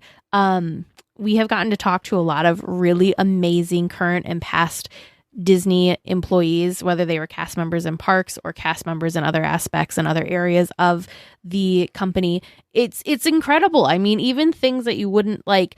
I think Devin was one of the most interesting ones, right? Because Devin, if you remember, works in the finance department and he's over in Disney Plus. So it's kind of like, well, finance, it's like numbers and whatever, but it was just fascinating talking to him. He had all sorts of great stories of things he's gotten to experience, but then also just really, really interesting what his day-to-day was. So we could probably talk to somebody who's, like an exterminator or something for the Disney company, and it would still just be magical and amazing because, yeah, it's Disney.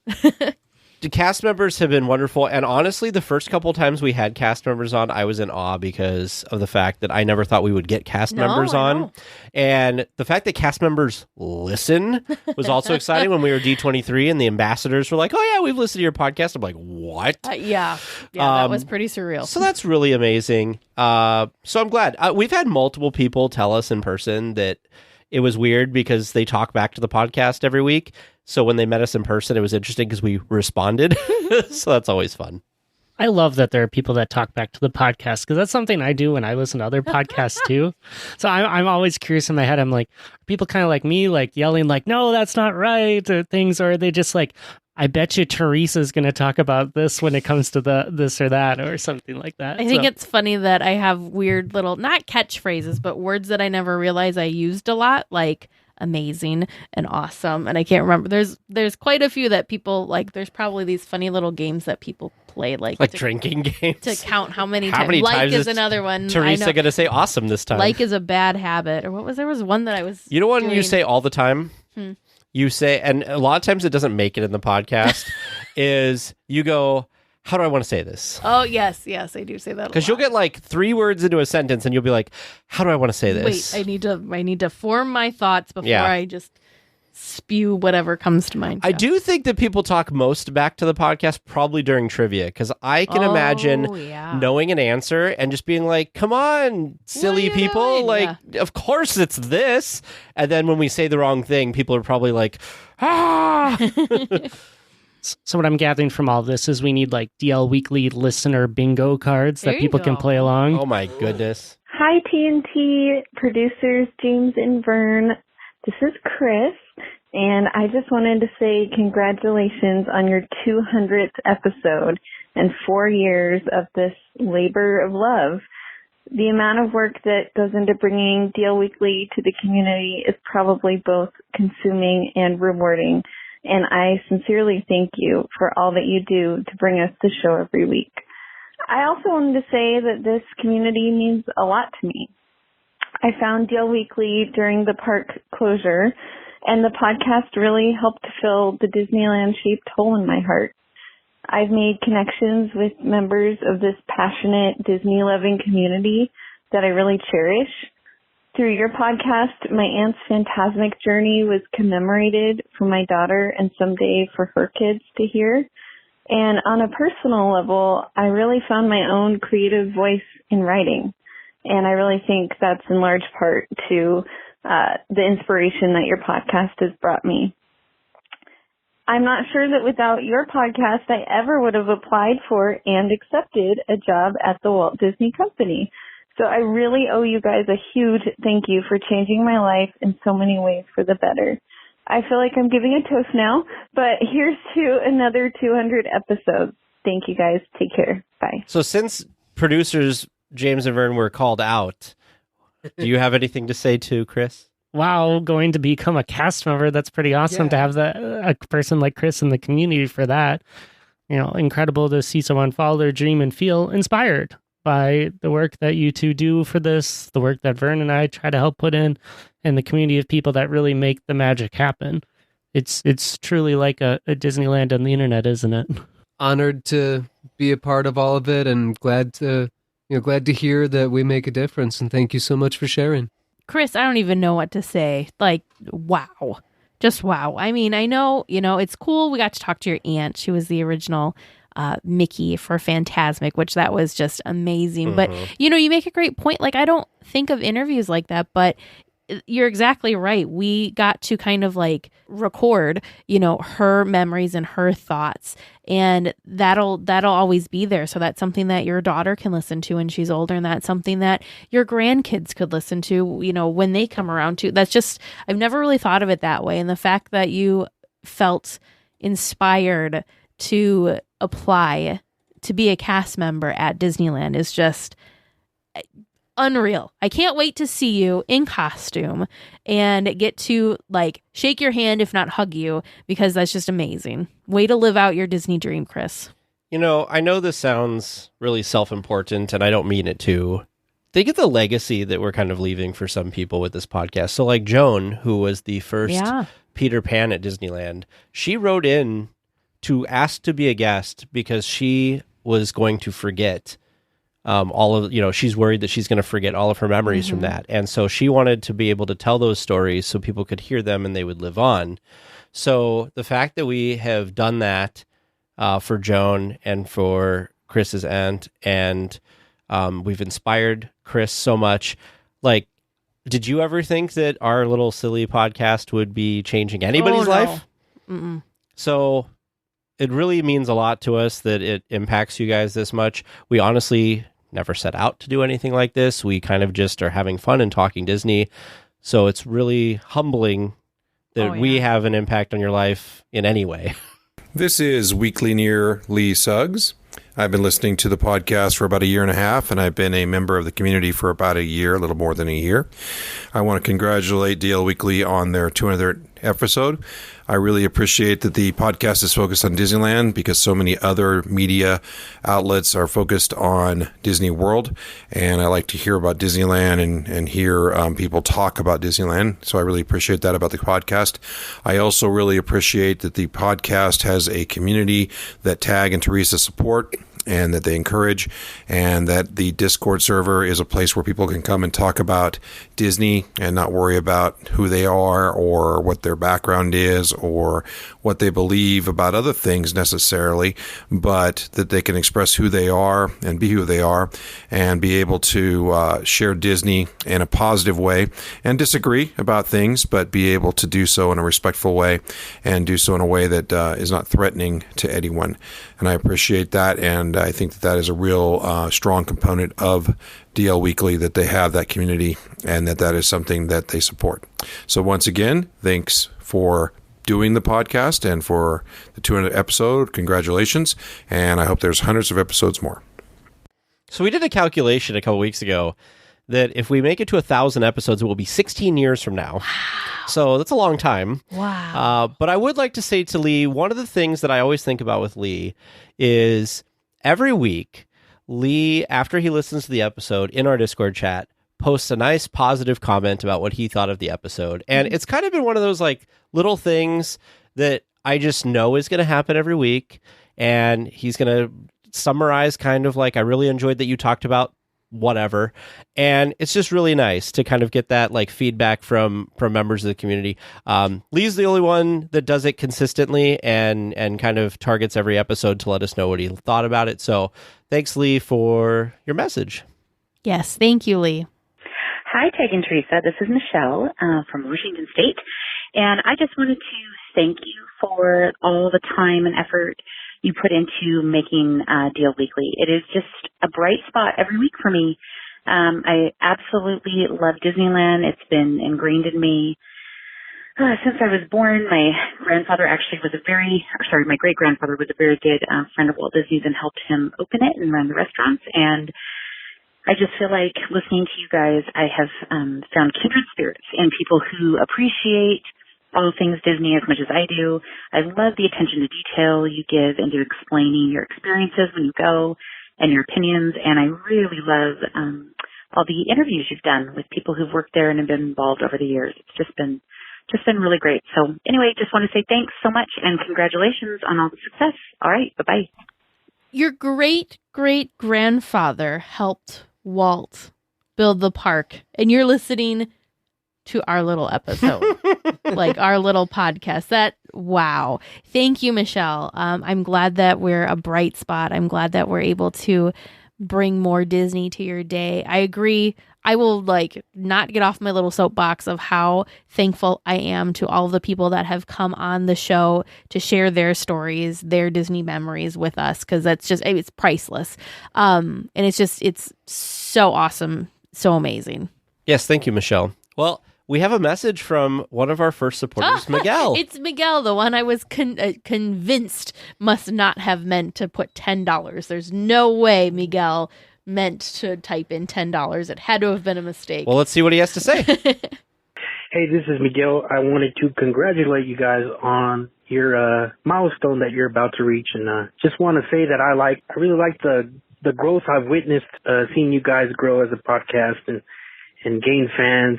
And thank you for sharing your time with us and your Disney knowledge with us. And I hope we go many more episodes, and I hope I get to meet you guys in the future. Thanks. Well, Miguel, thank you for not hitting the wrong button and being a supporter for so long. One of the things I joke about with Teresa is we get new weekly tiers that'll come into the chat, and they'll be like, I've listened to every back episode, and Teresa is mortified. I am. I feel for everyone that listened to those first episodes, because Miguel said it in a really great way. Growth. There's been a lot of growth with the podcast, and Tag and I have found our voices, because in the beginning, we were really unsure and not quite certain how to talk Disney into a microphone to people that we didn't know if they were there or not there. So definitely lots of growth. I think we've gained, we just have gained such an appreciation and for all of you, because I mean, really, we're just Disney nerds, right? But the weekly tiers and all the listeners and all the fans and all the people we've met and all the people we will meet, all the guests, everyone, you are DL Weekly. We're just two Disney nerds talking Disney. So thank you for listening to us. Thanks for sticking with us, Miguel, and sticking around with us for so long. It's really something when anybody stays with something for so long, especially when there's like a financial aspect of it. So, Miguel, we really appreciate your support, and we hope that you continue to support us for a long time, and we will continue to try to do our best to deliver every single week for you. Hey, Tag and Teresa, it's Stephanie Fix. Just wanted to wish you congrats on your 200th episode. It's been an absolute pleasure listening to the podcast and becoming part of your amazing community, listening to the interviews, the live streams, all the discussions on Discord.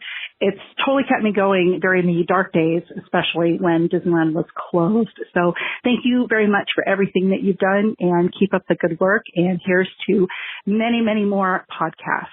Congrats.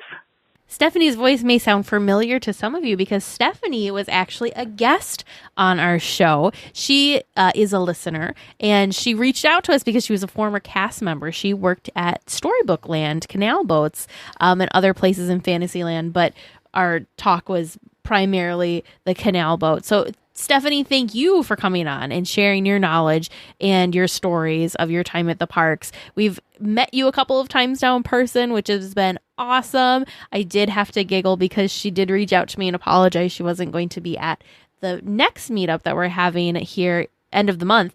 And it's because she'll be at Walt Disney World celebrating the 50th. So I think that's a fantastic reason, I mean, to not be at our little meetup. I love our community, but I'm pretty sure that I'd much rather be at Disney World for their 50th. But yes, Stephanie is involved in so many little groups of communities that love Disneyland and share their passion about Disneyland. So it is always fun because Stephanie, every time we meet her, she talks about, I'm involved in this other group and we've talked about this, or I'm in this group. So cool. So really amazing. I think we plan on having Stephanie on in the future to talk about those groups. Stephanie will be back, and she's going to share her knowledge of the different clubs, social clubs, for Disneyland that she's a part of and that she knows. And she's going to talk about her experience at the 50th, which, I mean, amazing. That looks gorgeous. Will she be our first guest that's been on twice that wasn't like a back-to-back single interview? No. Who was that? Lynn was our first person. Lynn from the Sweep Spot. Oh, yeah, because he was on for 50th. First guest that was on 2 episodes that were separate. And we had... When did he come back? What was the second one? On. We talked about... It was like Tomorrowland. I want to say it was like the Rocket Rods or something. That's right. And Chrysanthi also came on to the show for 2 separate... That's right. Interviews for 2 separate topics as well. We have some really awesome people. And we have this whole like backlist of repeats that That's I really true. need to... I need to make we keep saying we're putting you on the list, but I need to actually go through and make myself a physical list. Yeah. I mean, a lot of people don't know this. Teresa is, so we have things that we do for the podcast. Teresa is mostly, like almost everybody that's been on the show, Teresa has contacted and gotten set up. So Teresa is a much better people person than I am in general. So Teresa does that. In the beginning, Teresa did a lot of our social media work as well. Priscilla came on and took over that, and Priscilla had to step away from that. Our social media manager, Alex, is doing that now. So we really thank Alex for that. Alex is as much of a Haunted Mansion fan as Teresa is, so they always get each other going. I don't know. You guys get each other going. That's true. That is true. Oh, by the way, I did promise Alex that when we're there, I was going to like FaceTime him while we go through the Haunted Mansion. Oh holiday. my goodness. I'll get in my own Doom buggy, and then you can FaceTime with Alex. And I can have our own Doom buggy. I also want to take this opportunity because I think it's really important to recognize a couple people in our community. Kate and Liberty and Freya are our 3 community managers in Discord, and they have done so much work for the podcast in our community. They come up with the events every month. They put on a lot of the trivia. We've had some other people, hop in and help with that too, but these 3 are community managers who decide all of this stuff. So they've been doing it for quite a while. So I just want to give a special shout out to Kate, Liberty, and Freya for doing a great job as our community managers, because they don't get anything extra special for doing it other than our thanks. And we meet up with them and we have talks with them, and they do a fantastic job. So thank you so much. And thank you to Alex and formerly Priscilla, who did our social media as well, because we're not that great at it. Yes, they definitely. Alex does a really great job, and Priscilla was the one that started this with posting daily. I carried it for a little while, but yeah. Do you want to explain why that doesn't work so well for you? Because you get stuck in deep rabbit holes? Yes. So I really enjoyed doing social media. However, we try to have different themes or whatever. And this happens to me with discussion topics too. I go down these rabbit holes. I'm like Alice. I keep going down, down, down. And it's so one day social media takes 3 hours. Yeah, it's wonderful, but it's also sort of ridiculous that it takes me so long to put stuff together, because it's just so interesting. There's so many different things to learn. And okay, what am I going to share? Because this is really cool and that's really cool. So that did actually, because of social media and me doing my falling into rabbit holes, that did inspire several of our discussion topics, actually, because I just found this wealth of amazing, cool knowledge, of little known facts. I'm like, oh, we have to talk about and we haven't even gone through them yet, because there's still links that you have in our notes. I have a page of links. It's ridiculous, but one day we will get through them. One day. Hey everyone at DL Weekly, this is Stephen S. from the Bay Area, and I wanted to call quickly to congratulate you on 4 years and 200 episodes.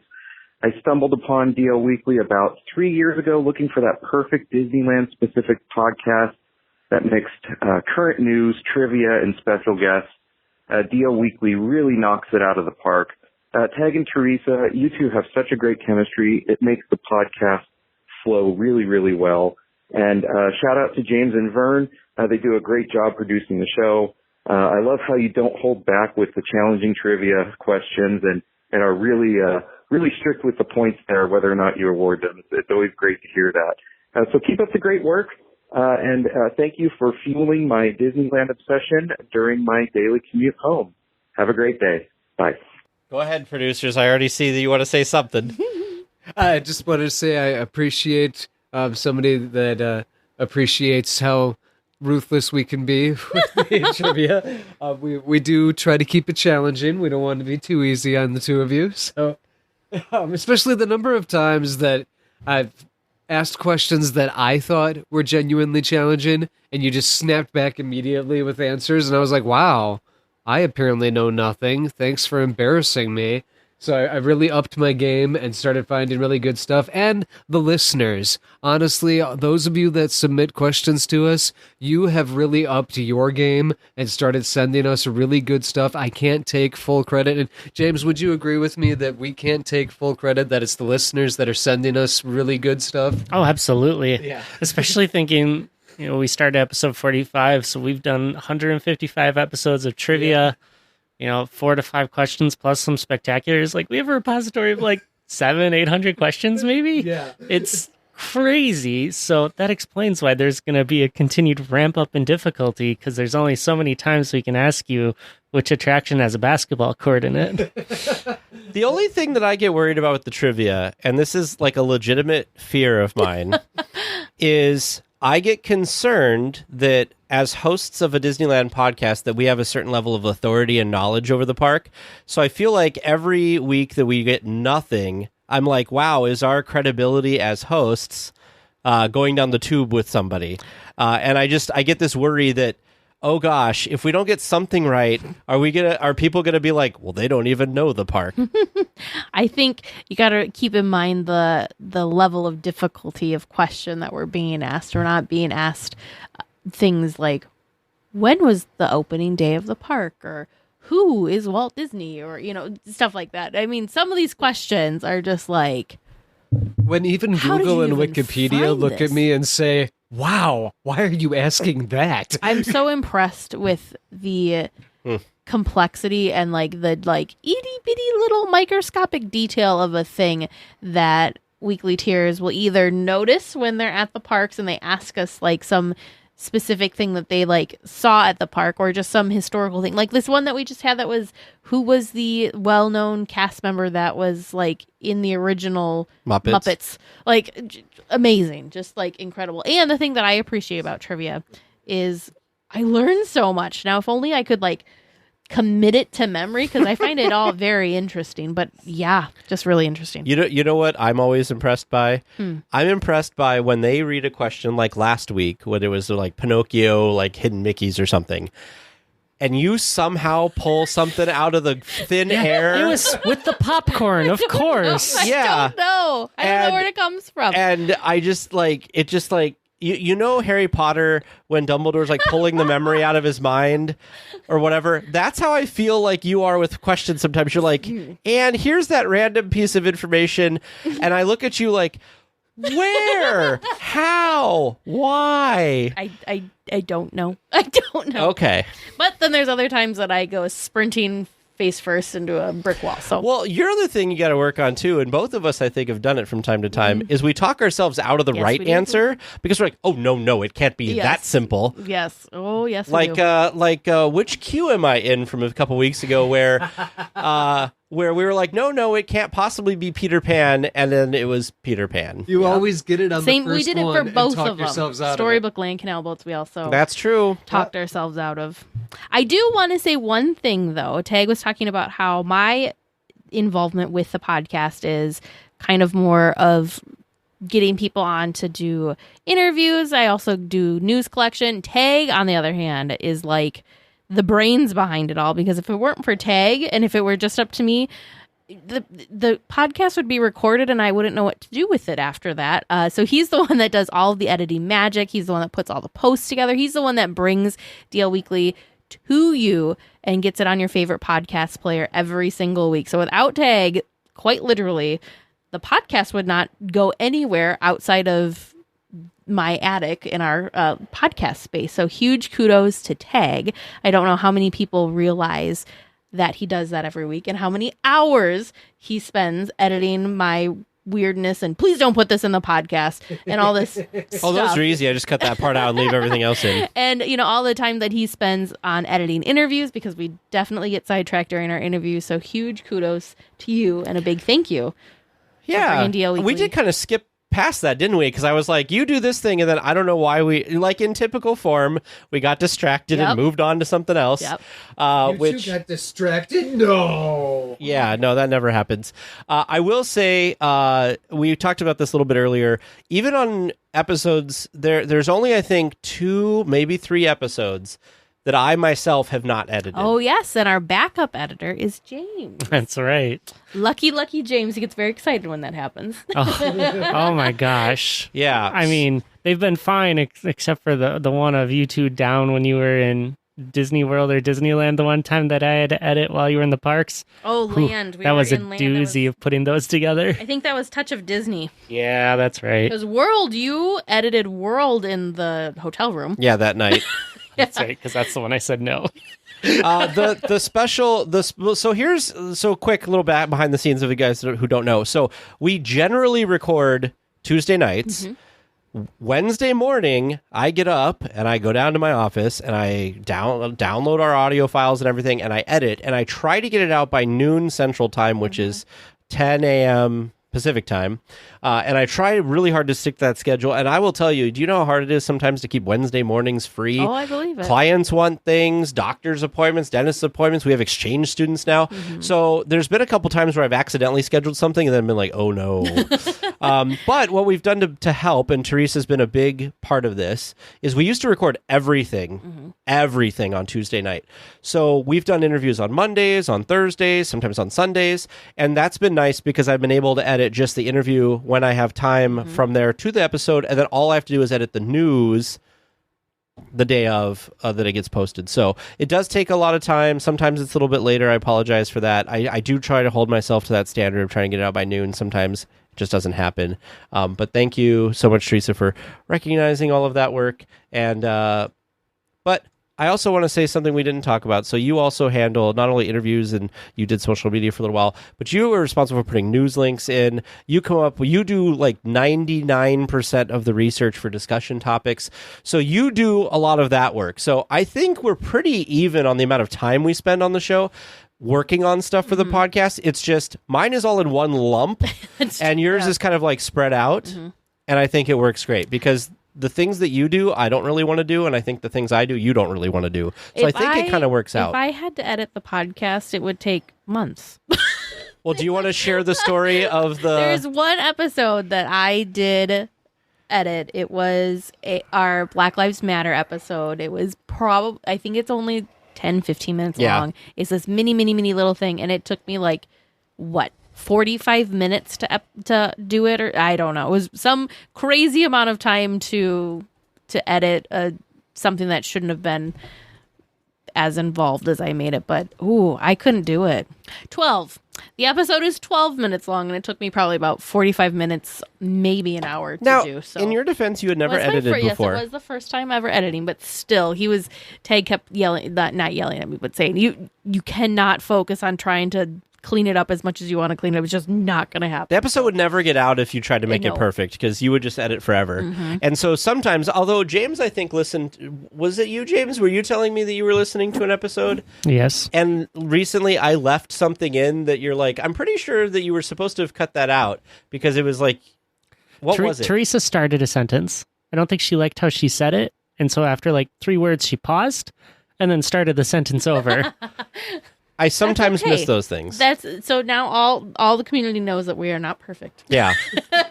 By no means are we perfect. My other spoiler is when I edit and do the podcast, I usually do all of the posting stuff first. Yeah. And sometimes I'll listen to the podcast as I'm doing the posting. So I'm like, my brain's in 2 different places. And so that's when I'll usually miss something. You're just keeping it interesting. And that gives us permission in Trivia Land to sometimes be wrong too. So... Yeah, please don't behead us if we get a trivia answer wrong, because there's been some people who are very upset about trivia, and it's like, just write in, we'll correct it.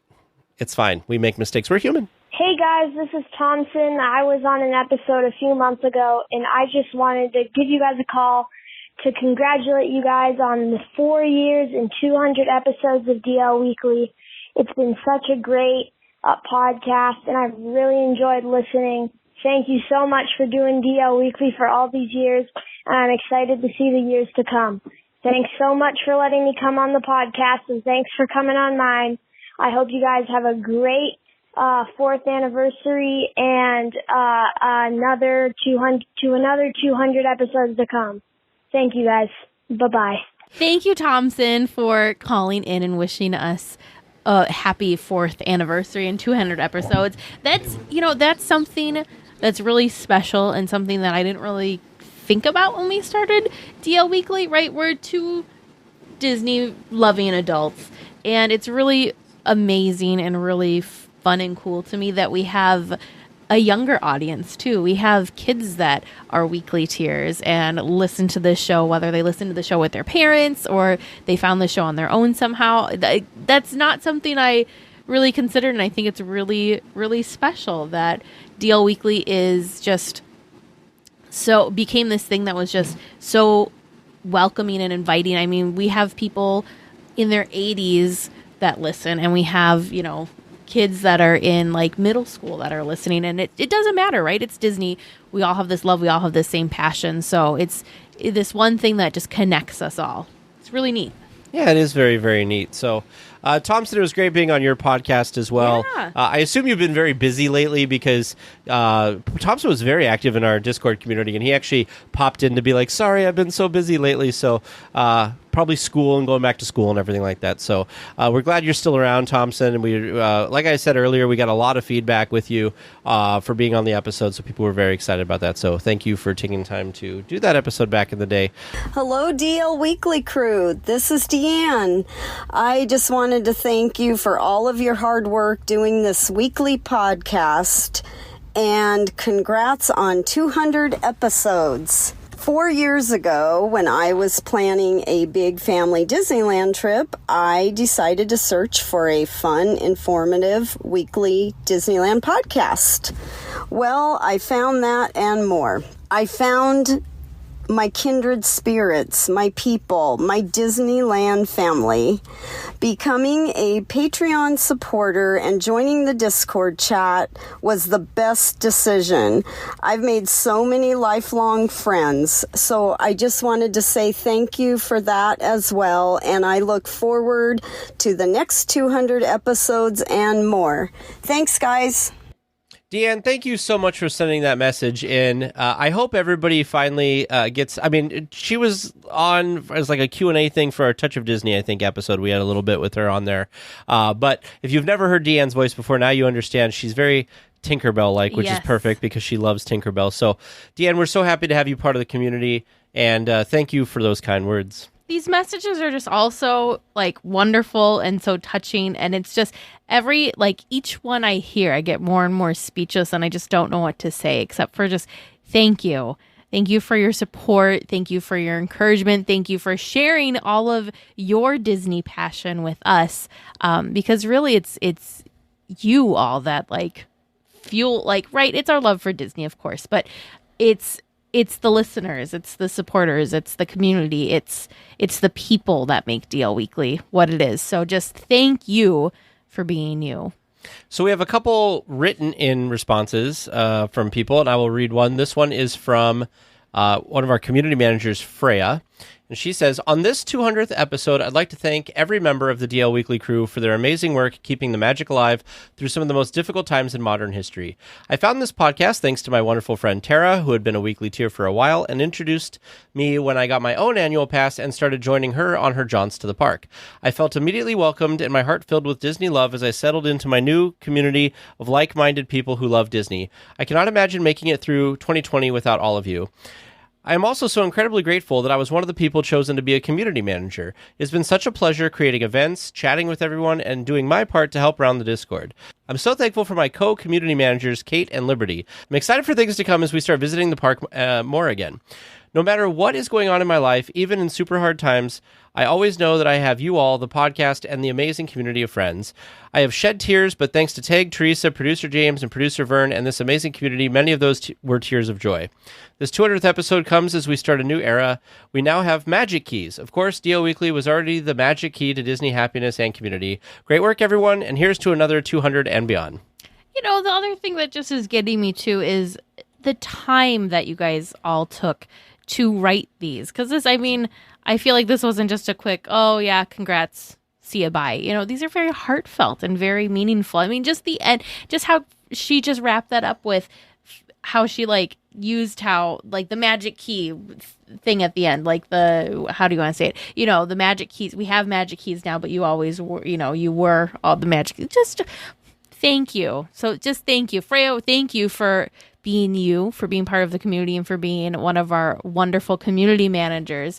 You guys, all three of you, do such a wonderful, wonderful job keeping the community going, keeping the chats going. Tag and I are present, of course, in the chat, but we're not there, 100% of the time. So you all do a wonderful job of keeping that magic going and keeping the community a positive, safe space for everyone to be a part of.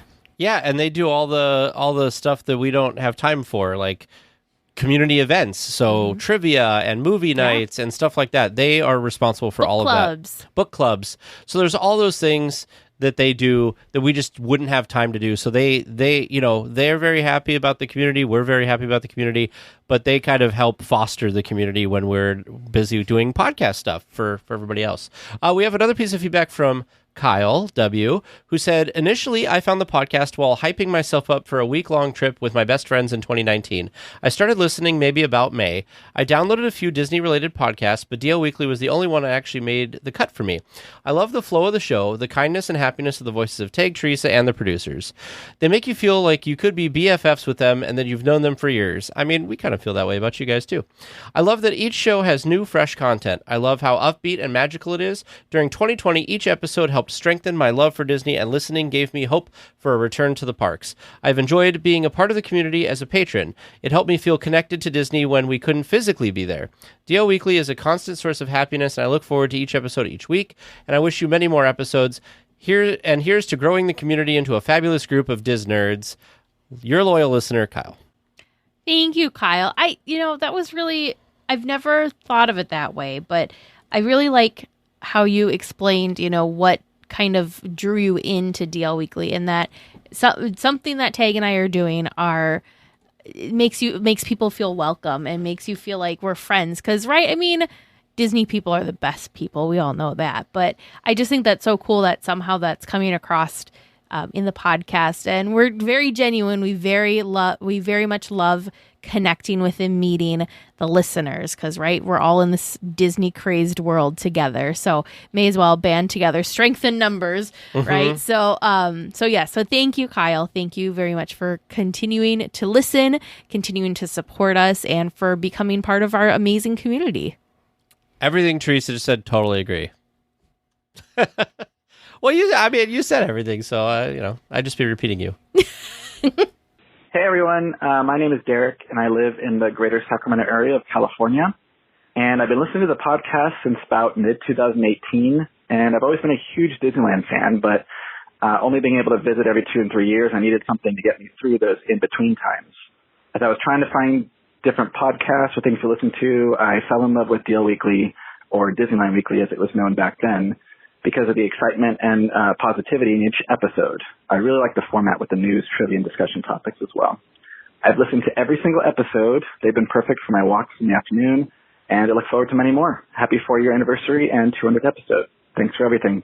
Thank you so much, Derek. I'm glad that, we kind of started this because we couldn't go to the parks all the time. So we were like, well, we're going to look up all this news and whatever anyway, and we're probably going to talk to each other about it. So why not start the podcast? So I think, it helped us, which kind of helped you. So I'm glad that we were able to do that for you. I don't know. If you're anything like us, it kind of sucked us in to the Disney, universe further, if that's possible. Because it's just, I don't know. It's like, everything I learn, I just want to know more. And so every piece of merchandise that comes out, you want to buy more. Yeah, now that it's because I know about all of it. I didn't ignorance was bliss for me for a while when it came to Disney merch and ears and pins. And so food's the other thing that we've already talked about. Do we need to have Tag's stuff. Merchandise corner, and then you go away so you don't get tempted? And then you come back, and then I'll leave, and you can have Teresa's food corner, and then I don't, because I always want the food. Yeah. I mean, you also want the food, but I feel too, but oh man, I just want it all. I just want to if they would allow, I don't think I want to work at Disneyland, but if I could just live there, that'd be great.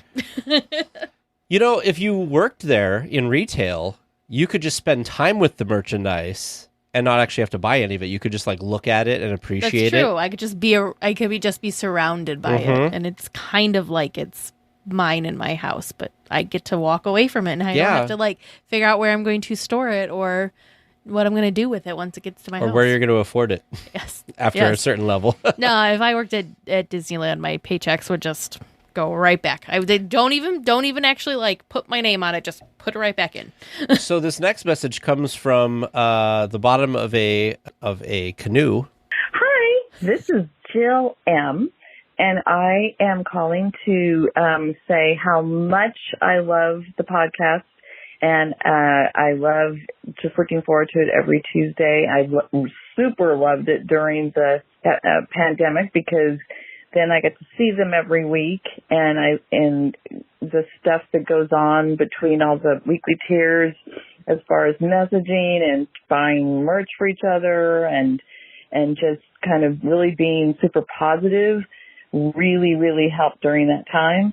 And I got to meet Tag and Teresa during the summer, and they're just wonderful. And I got to meet James and Vern as well, and they're wonderful too.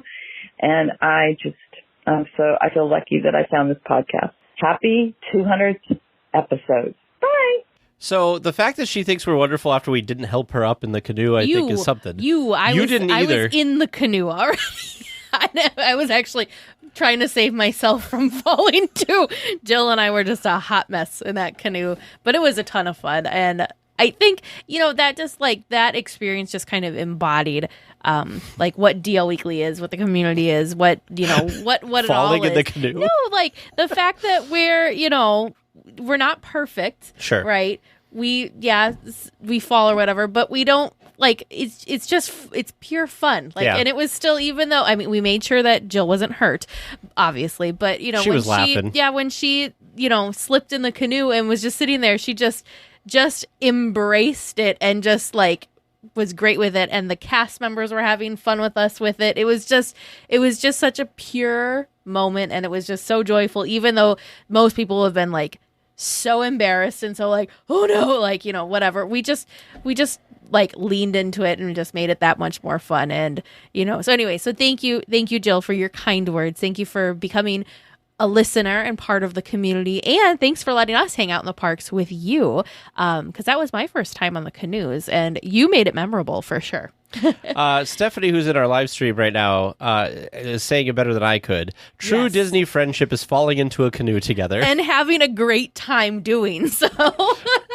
Yeah, it was a really great trip, and I'm sure that we'll see Jill in the park. I actually saw Jill a little bit later on our big road trip because she went with us to the Enchanted Forest, which was funny because I went with like a group of weekly tiers to this other little theme park up in Oregon, so that was a lot of fun. I hope you get there sometime. I honestly think you'd kind of enjoy it and think it was kind of cute. I know you think, like, from the outside, it looks ridiculous. The Pacific Northwest is kind of like, right? So I've been talking about wanting to move out of the Midwest. One of these days I will, but I feel like the Pacific Northwest might be a good place for me. There's lots of weekly tiers there. That's true. All right. We have another message from another community manager. Hi, it's Liberty and Shane. We just want to say that we absolutely love this community. I am one of the community managers for the DL Weekly podcast, and I joined this community, started listening to the podcast pretty consistently and religiously last year in early April, at a time when, like everyone else during quarantine in the pandemic, it was really hard to find community, interact with people, and just maintain friendships and just that, that same Disney love for the parks and just for everything Disney. To do that alone was really hard. So to be able to find this community through my love for podcasts and just my love for hearing the most up-to-date news, and to be able to share that with my partner Shane has been really amazing. Happy 4th year anniversary, Tag and Teresa. Congratulations on 200 episodes. I look forward to sharing all of the fun memories in the park with all of you soon, and I look forward to continuing to support the community and support the podcast and everything you all do for Disney fans out there throughout the U.S. and beyond. Thank you so much for being amazing, and I will catch you in the chat. Thank you, Liberty. Again, Liberty is our newest community manager of the team, and she's done a great job. On our big road trip, she was kind enough to house James and I when we were up in Seattle and help kind of gave us some tips about going around and stuff. So, yes, Liberty has brought a lot of... everybody has, but I feel like Liberty is the real champion for like diversity and inclusion, and she's done a really good job. I feel like always kind of focusing on that. Everybody does it, but I feel like it's really a focus of hers, and I've really appreciated that. The other thing that Liberty's done is during quarantine, like way back, this feels like it was ages ago, but way back when she was new to the community, she was posting trivia daily, and it was such a highlight for so many people, myself included, to participate in these daily trivia questions. Sometimes it was like super obscure, and it was like I don't know what that is, but now I need to know because I'm so like I'm just like so perplexed. But anyway, so it was just tons and tons of fun. She's put together multiple like trivia nights for the community to participate in as well. Just tons and tons of fun, and just super involved, and just does it out of her own passion and her own love of Disney and the parks. So thank you, Liberty, for everything that you bring to the community, and for being such a great like cheerleader and support for us as well. I mean this lovingly for this next person, so please don't take this as an insult. But one of the things that stands out about you is that when you guys introduce yourself, it's a husband and wife. Oh, yes. And their names are Mark and Allison. And every time they write us an email or pop into the chat or in a live stream, they always say like, "Hi, this is Mark from Mark and Allison," or "Hi, this is Allison from Mark and Allison." So it's always funny when we see them, or when we see messages from you guys, because it's always like, "Oh, is that Mark from Mark and like?" It's very endearing, and we love it. So, you know what though? It makes sense because right, how many people in the world are named Mark? How many people in the world are named Allison? I suppose. So instead of saying like I'm Tag Bushman, it's like I'm Tag of Tag and James. It's kind of like the same way. I mean, it's cute. Like I like it. I hope that when I have been married as long as I assume they've been married, that my relationship is as strong as theirs. I guess is kind of the thing to go along with that as well. But never change, guys. We love that you guys preface yourself that way. Yes. So here's their quick message. Now, theirs was actually a video. Obviously, we're an audio podcast, so we're just going to be able to hear a little bit of that. And they were inside the park when they sent this to us. Oh, that's so... Ready? I'll jump in. Hey, Tate and Teresa. Hello from Ogas. Happy 4-year anniversary. 200 episodes. Fantastic. Well done. That's so awesome and so sweet. Okay, so there's Mark and Allison, but then they had friends. I think family. Or yeah, friends. They had friends with them. So we had a whole like group of people sending their congrats from Ogas, from the parks. So neat. Thank you. What a like great way to like simple, sweet, but super effective, because they took time out of their Disney day to make that short little video and send to us to say congratulations, which is just awesome. Thank you very much, Mark and Allison. Maybe we will bump into in the parks when we're there next month. I hope so. Mark's in the chat. Oh, look, there's Mark. Or is that Allison? We don't know. I do want to say it reminded me of somebody who didn't send in a message. I'm sure he's just busy. One of our supporters, Dave, sent us one of the first messages a long time ago. He got Bob Gurr to say hi to us on he sent us a video from maybe a year and a half, 2 years ago, 3 years ago at this point. Yeah. And we were like, oh, Bob Gurr has uttered our names. I thought it was hilarious because he mispronounced your name. I don't remember how he pronounced it, and we just joked. We're like, well, I guess that's your name now. Yeah, right? Right. We got the next message is from Ruben. Hi, guys. This is Ruben O. and son Logan.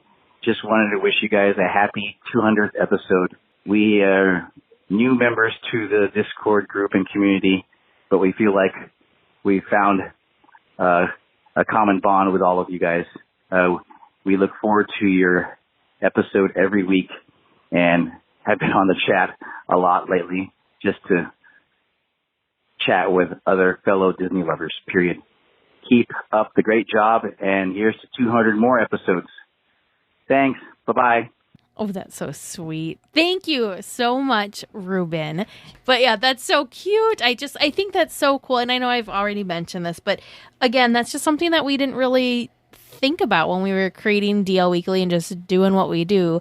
We're just kind of we're just ourselves, edited so you don't hear all the craziness that goes in between. That's maybe not, podcast specific. Unless you watch the live streams. Gone down some weird rabbit hole or gotten ourselves distracted with something. But anyway, so I just think that it's so fun that DL Weekly has become something that families can enjoy together. I think that's, I don't know, it's just, I think it just makes it more special and more fun, right? It's Disney. It's, it's family based anyways, but there's so many things out there in this world that are just super negative or super picky about stuff or just not as joyful as what Disney is. So I think that's really cool that we just kind of accidentally created this space that's safe for family, and the fact that we're exciting to kids is pretty cool too.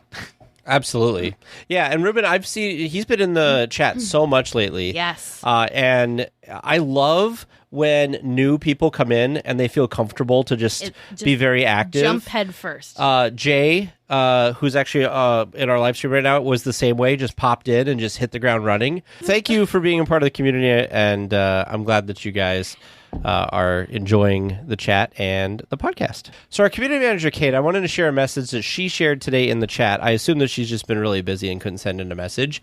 But she shared this in the chat, and I thought I wanted to share it as a message as well, because today I asked how people, in the Discord, I asked how people found the podcast and what what made them decide to join the Discord chat. And Kate kind of tells her story of how she found the podcast. She says, after we moved back down to Southern California, resumed our annual passes, I went looking for a podcast that would keep us up to date on what was going on in the parks, special events, limited time gold offerings, new merch, etc. I listened to a ton of Disneyland podcasts, and DL Weekly was the best one I listened to, hands down. You guys are always positive without being phony, have a great rapport, and, I can't say this enough, do a fabulous job with the editing and sound quality. I also love the balance of news with deeper dives into discussion topics. I became a supporter because I really valued the service you guys provide, and joined the Discord because I was really looking for a positive Disneyland community that was small enough that I could really get to know people, and I had been disappointed in the tone of some of the larger online Disney parks fan communities. Which, again, I just think, to each their own, right? But it just makes me kind of sad when people are so negative about Disney, because Disney and Disneyland just brings me so much joy. So it's very easy for me to stay positive. And we try to stay genuine. We try to be fair. If Disney is not doing something that we like, we'll talk about it. We won't be super negative Nancy Debbie Downer about it, but we'll bring it up for sure. But we also don't want to sugarcoat everything, because unfortunately that's not life, and that's not real life. But anyways, so thank you, Kate, because you have been a huge part of our DL Weekly community. You've been one of the original community managers, and you have so many other responsibilities outside, in your life, that it's just really wonderful that you spend time with us and spend time with the community and help organize and keep the chaos going the correct direction. So just thank you. We are looking forward to seeing you again in the parks soon. We'll be Oogie Boogie bashing with Kate, and we're very excited about it. So, actually, we're Oogie Boogie bashing with several weekly tiers, and we're crazy excited about that. But anyways, thank you, Kate. I honestly, Kate's been there, feels like from the start, maybe not this episode number 1, which is okay. You don't need to listen to episode 1 if you haven't. But Kate's been there for a long time. So she's been in our corner for a while, and we really, really appreciate that. So Kate, thank you. Yes. There's 2 things that I think about when I think of Kate. One of them is you can't have Kate without Jude, her daughter. Yes, and so Jude is cute. Amazing because Jude is 8, and sometimes 8-year-olds can be kind of wild or crazy or whatever, which Jude is from time to time, but she's very mature. She is. Every time she's hung out with us, she's been the best behaved. She just sits there. I don't know how she doesn't get totally bored with all the adult talk that, going on, she's like, oh, more Disneyland. All right, Mom, and DL Weekly people. I think she's got that passion and that love too. Yeah, she does. She gets it. The other thing that I really take to heart, and I'm sure Teresa does too, is for some reason this always will stick in my mind, and I'm not sure why this particularly thing sticks in my mind.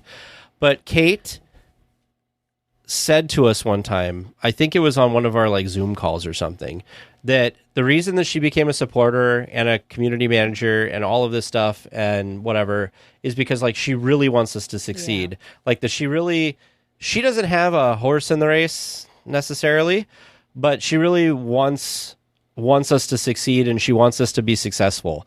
And so I've always remembered that. And every time I think of Kate, I think like she's not one of us doing the podcast every week, but she wants it to be as good as we want it to be every week. And I feel like there's a lot of people in the community like that, but she was one of the first people that like said that to us. And every time she talks about her the effort that she puts into community managing or anything, it always comes down to that she just wants it to be successful. So she tries really, really hard to make sure the community runs well, that we have a accepting place for everybody, and that she's like the community mom in a way, because I feel like she's been around the most and been like in that job as community manager for so long. I feel like she's kind of the lead community manager, if you will. Yeah. Not to say that Liberty and Freya have not done a great job, but Kate for work does something similar to our community managing, so she's very good at it because she has to deal with customer service and stuff all day long. So, and I feel like we have, which is just incredible and like really makes me kind of take a step back and like, wow. But I feel like we have so many people that are just champions for us and just like true supporters of us. And it's just crazy to me because, this community and this podcast has brought so many people, like strangers, together, and everyone just feels so bonded in their love and their passion for Disneyland. And it's just amazing to me that people that we've never met and people that maybe we'll never meet or never actually, talk to, like via email or chat or whatever, they just support us so it's just incredible to me. Yeah. It's really humbling. It's just really just amazing. And just when I really sit and think about the podcast, like I just think about the podcast as this nerdy, fun, dorky thing that Tag and I do. And we've met some really cool, amazing people on this wild journey. But then when I really think of stuff like that, it's just like it makes me like speechless because it's just incredible. Now, I'm not going to say who this was because I don't know if they want to be known for this, but one of our weekly tiers told me, as adults, and I think everybody who's an adult can kind of relate to this, as adults it's hard to find friends, and it's hard to find people that have a similar interest to you and all this stuff, right? And I was told by one of our weekly tiers that it was that they didn't really have a lot of friends or any friends, and the people that they've met through the community, the Discord, the meetups, the trips, have become really good friends of theirs. And it's amazing to think, and we've talked about this a couple other messages too, that we just sat down to talk about Disney, and it's just amazing that people have made friends. And people, I mean, we've had a bunch of voicemails that we've listened to and that are going to be on this episode of people who, especially with COVID, like we got people through COVID, which, like, who would have thought that like us sitting here talking about Disney every week was going to do that? So I just want to say that for everybody, like, I know this episode may seem very like self-serving and it's like, look how great we are because everybody's talking about how nice it is, but it's all of us together. It's a whole community. It's not just me and Teresa doing a podcast, because it is. But I think even if we stopped doing the podcast, the community would stick around. And there's people that have made friends here. We have a whole group of people in the Pacific Northwest that like do stuff together all the time. They've gone to Disney stores. They have like little meetups together. It's so sweet. There's some people in the Southern California area. Ace comes to mind, who tries to meet up and hang out with people. Yeah. Kate's also one of those people. There was just a kind of mini meetup of weekly tiers at the parks. Was that last weekend maybe? Recently. And they all just kind of messaged each other. They were all in the parks and they went and saw the flag retreat ceremony together and did a couple more hangouts too. Like things like hanging out around the park. And some of them had met in person before, others hadn't. And it was just, this just pure thing, like, hey, let's go, like, we're here enjoying the parks, you're here enjoying the parks, why not go enjoy the parks together? I just think that's so awesome. And I wish I had my teleporter so that I could like zap myself over to wherever these meetups are happening, because I would love to be part of these, because it's just so incredible. We missed out on Dole Whip cookies that everybody went and got, yes, because we didn't have one near us. So yes. See, all the more reason for a teleporter, Dole Whip cookies. I also just want to make a quick comment, because we talked about Kate. Kate said something again. I do want to correct. She sent me why. So her and Jude had been booked on a Disney cruise, and they didn't know if it was happening. And they just found out a couple weeks ago that it is happening, a week ago maybe. And so she said that she had not done a lot of planning because she did not believe it was going to happen, and now it's happening. So we give you a pass, Kate. It's okay. And when you're on your cruise, turn off your Discord. Yes, unplug. I mean, you won't. I mean, immerse yourself in your Disney cruise. But when you come back, I think we want to have you on to talk about Disney cruises. After the pandemic, that might be a good discussion topic. Maybe have Jude on too, so Jude could talk about her experience on a Disney cruise. Spirit, Madam. Hi, Ted, Teresa, James, and Vern. I have to remain anonymous due to some medical disclosure here, but you can call me Cleo. And I just wanted to say, I wanted to express my deepest gratitude for your 200th episode. For the past 4 years, I've been incredibly debilitated due to a medical condition beyond belief, and it's left me housebound and unable to do much of anything. So when I discovered your show earlier this year, I couldn't believe my luck in finding such an awesome show, and it fills my spirit with joy and hope. And it's in no small way just improving the quality of my life. And I just wanted to know how meaningful your work is. And I wanted to address you individually because I just love you guys so much.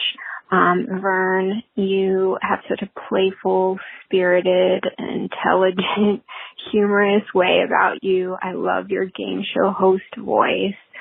James, you have such a supportive spirit, and you seem to carry out your duties with just such humility and open-heartedness and ingenuity.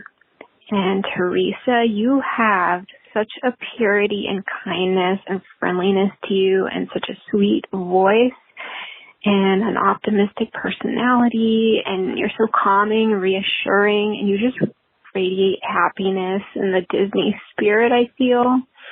And Ted, you have this, I don't know how to describe it, just like this intuitive way about you that kind of navigates Disneyland from this rational, analytical perspective that I so appreciate.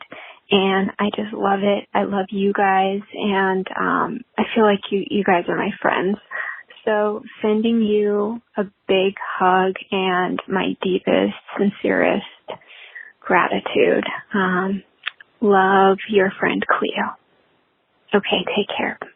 So from the bottom of our hearts, thank you to everyone. I don't care if you have listened a couple of times, if you're a brand new listener, if you're a dedicated listener that's been with us since the beginning, if you're a weekly tier, an official weekly tier, if you've come to a meetup, if you've hung out with us on a live stream, if you're part of our Discord chat, any level of weekly tier, thank you so much from the bottom of our hearts for helping us get to our 4-year anniversary and to our 200th episode. We wouldn't be here if it wasn't for all of you. I also think we need to take a moment to thank both producers, Vern and James, for all of their support, them putting up with our crazy Disneyness, literally taking over parts of my house to dedicate to the podcast. Vern would be remiss if I did not mention that you took his computer over for the podcast. I did.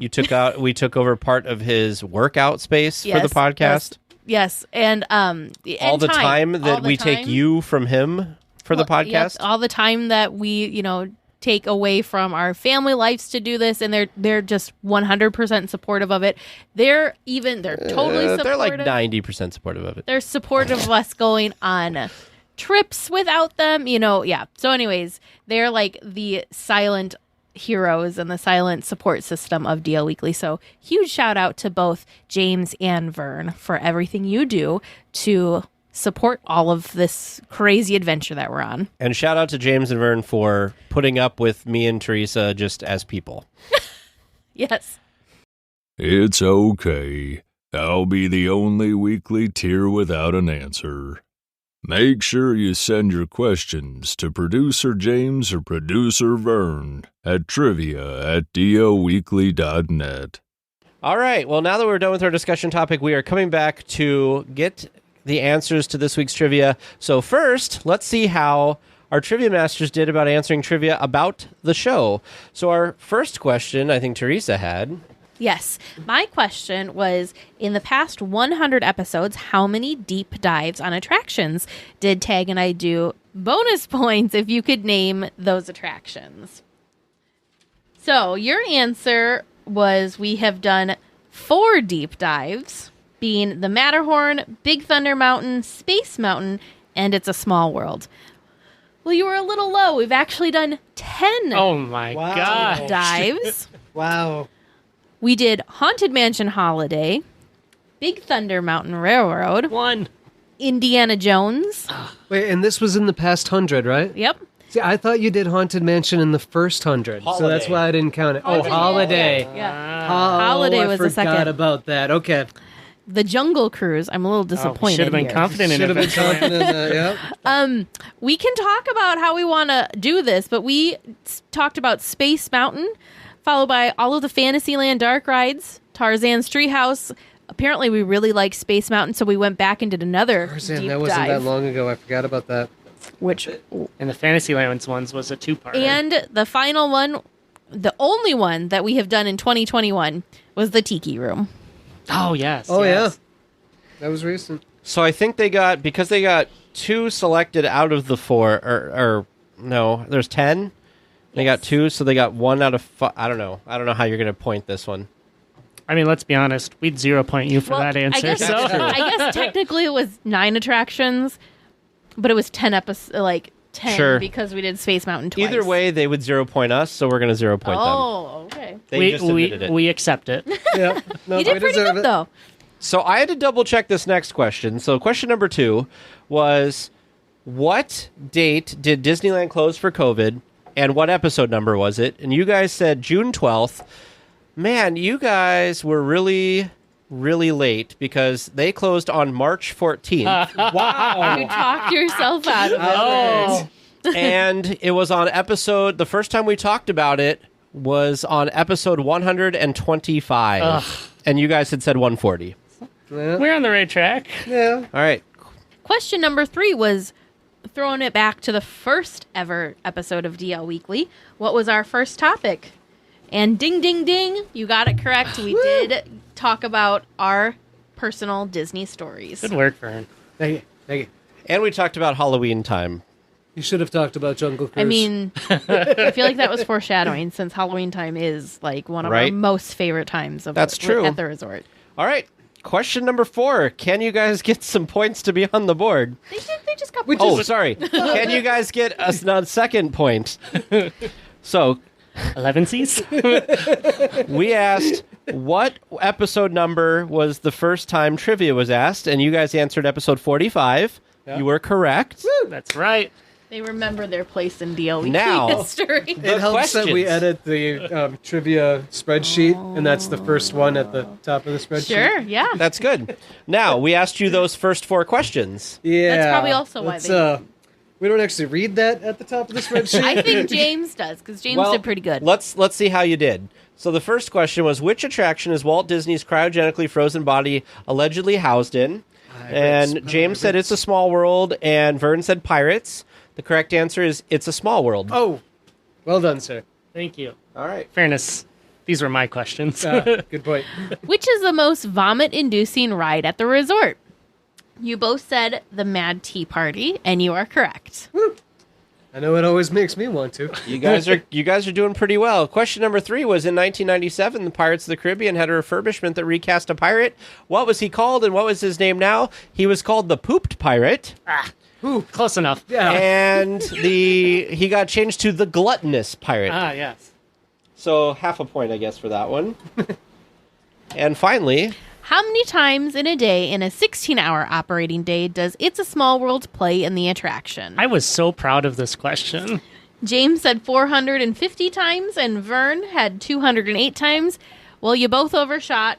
Or undershot. Even if you would have combined your totals, you were still under. It's about 1,200 times. Oh, my gosh. Wow. I mean, Vern has a skewed thought because I feel like on one ride through, he probably feels like it plays 1,200 times. It's only 90 seconds. In a 16-hour day? An hour. Oh, gosh, it's that short. I mean... It's a 1 minute, 15-second song? I mean, blame producer James. That's what he put in the trivia document. Someone better fact check that guy. He doesn't sound credible. I don't It know. is not a 1 minute, 15-second song. That song goes are we getting on redemption forever points because they and ever and ever. All right. Nicely done, producers. Time for some payback. Oh, no. Payback time. So we also asked podcast-related questions, starting with the very vain question of when's the first time I made an appearance? You both were right that I was filling in to co-host. I don't know for sure if it was the snowstorm or if it was Teresa being gone at the park at that time.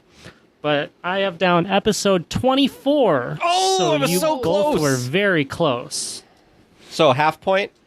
I'm cool with the half point for that one. Because we got... You got the co-host, right? Yep.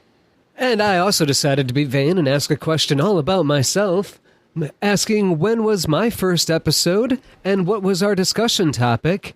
I was a guest on episode 37, and you wanted to know about my experience with Run Disney. Dang it! Well, that's a giant 0 for that one. As soon as you said you were a guest, I'm like, oh! Were you on with Eric from Run Disney or just yourself? Nope, just an experienced runner and talking about my experience running Run Disney. Eric was a later guest talking about Run Disney, so... Hold on, I gotta. That was a great aha moment from Teresa. That's one of those moments where we should have been live streaming so people could have seen the face. Oh yeah, because the title was Pixar Pier is finally here, and we talked about the Tiki Room 50th anniversary. Did we? Oh yeah, Vern joins us for Run Disney Talk. Wow.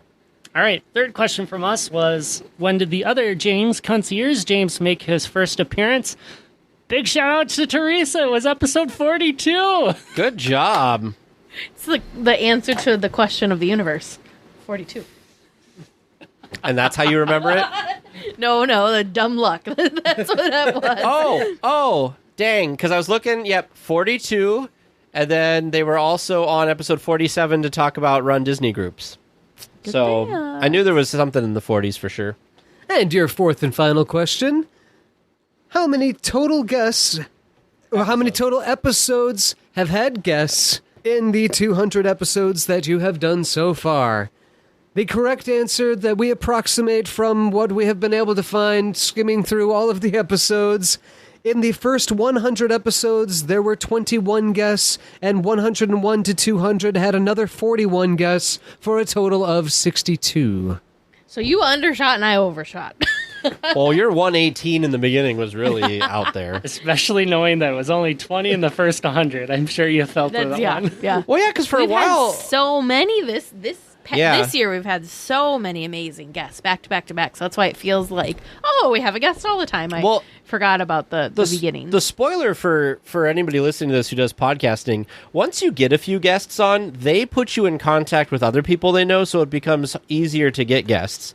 No, we had a couple referrals for people to be talked to. Not necessarily made it on. But we've also had people that felt more comfortable reaching out to us. Oh, yeah. Yeah, definitely. Because they've heard other people. So it looks like I got half a point for all of that, and Teresa got 1.5 points for all of that. Once again, on these big trivia things, when we're all together, Teresa steps up. It's because she's like Agatha and just sucks the energy from all of us and gets all the knowledge.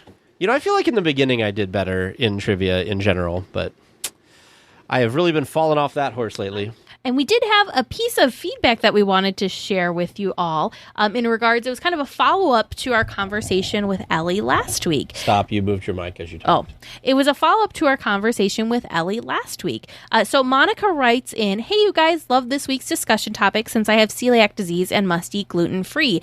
Disneyland does an amazing job and I always find great food. Just wanted to throw out another tip if people ask. The Special Diets phone number currently doesn't work, but you can email special.diets@disneyland.com, and they answered my questions, and I was actually able to pre-order gluten-free Monte Cristo sandwiches 2 weeks before our reservations at Blue Bayou. And when we got there, our waitress already knew our order, and it was so wonderful." That's incredible. Here we were all amazed that you could like talk to the chef and they would help you with ordering, and they'd be very transparent with you and let you know what was going to be good and what wasn't going to be good for your special dietary needs. But the fact that you can pre-order gluten-free Monte Cristos 2 weeks before a reservation and your waitress That's cool. That's incredible. That's service, I tell you. Like that, wow. Very cool. So Monica, thank you very, very much for writing in and letting us know about this. And again, that email, if you need to contact Disney, is special.diets@disneyland.com. We'll put it in the show notes as well. So we'll be back next week with more Disneyland news and information. And until then, go out and enjoy the parks. Please remain seated until the podcast comes to a complete stop and the doors have opened. Then collect your belongings, watch your head, and step carefully from the episode. On behalf of all of our crew, thanks for traveling with us. And we hope you have a happy and memorable visit here at DL Weekly.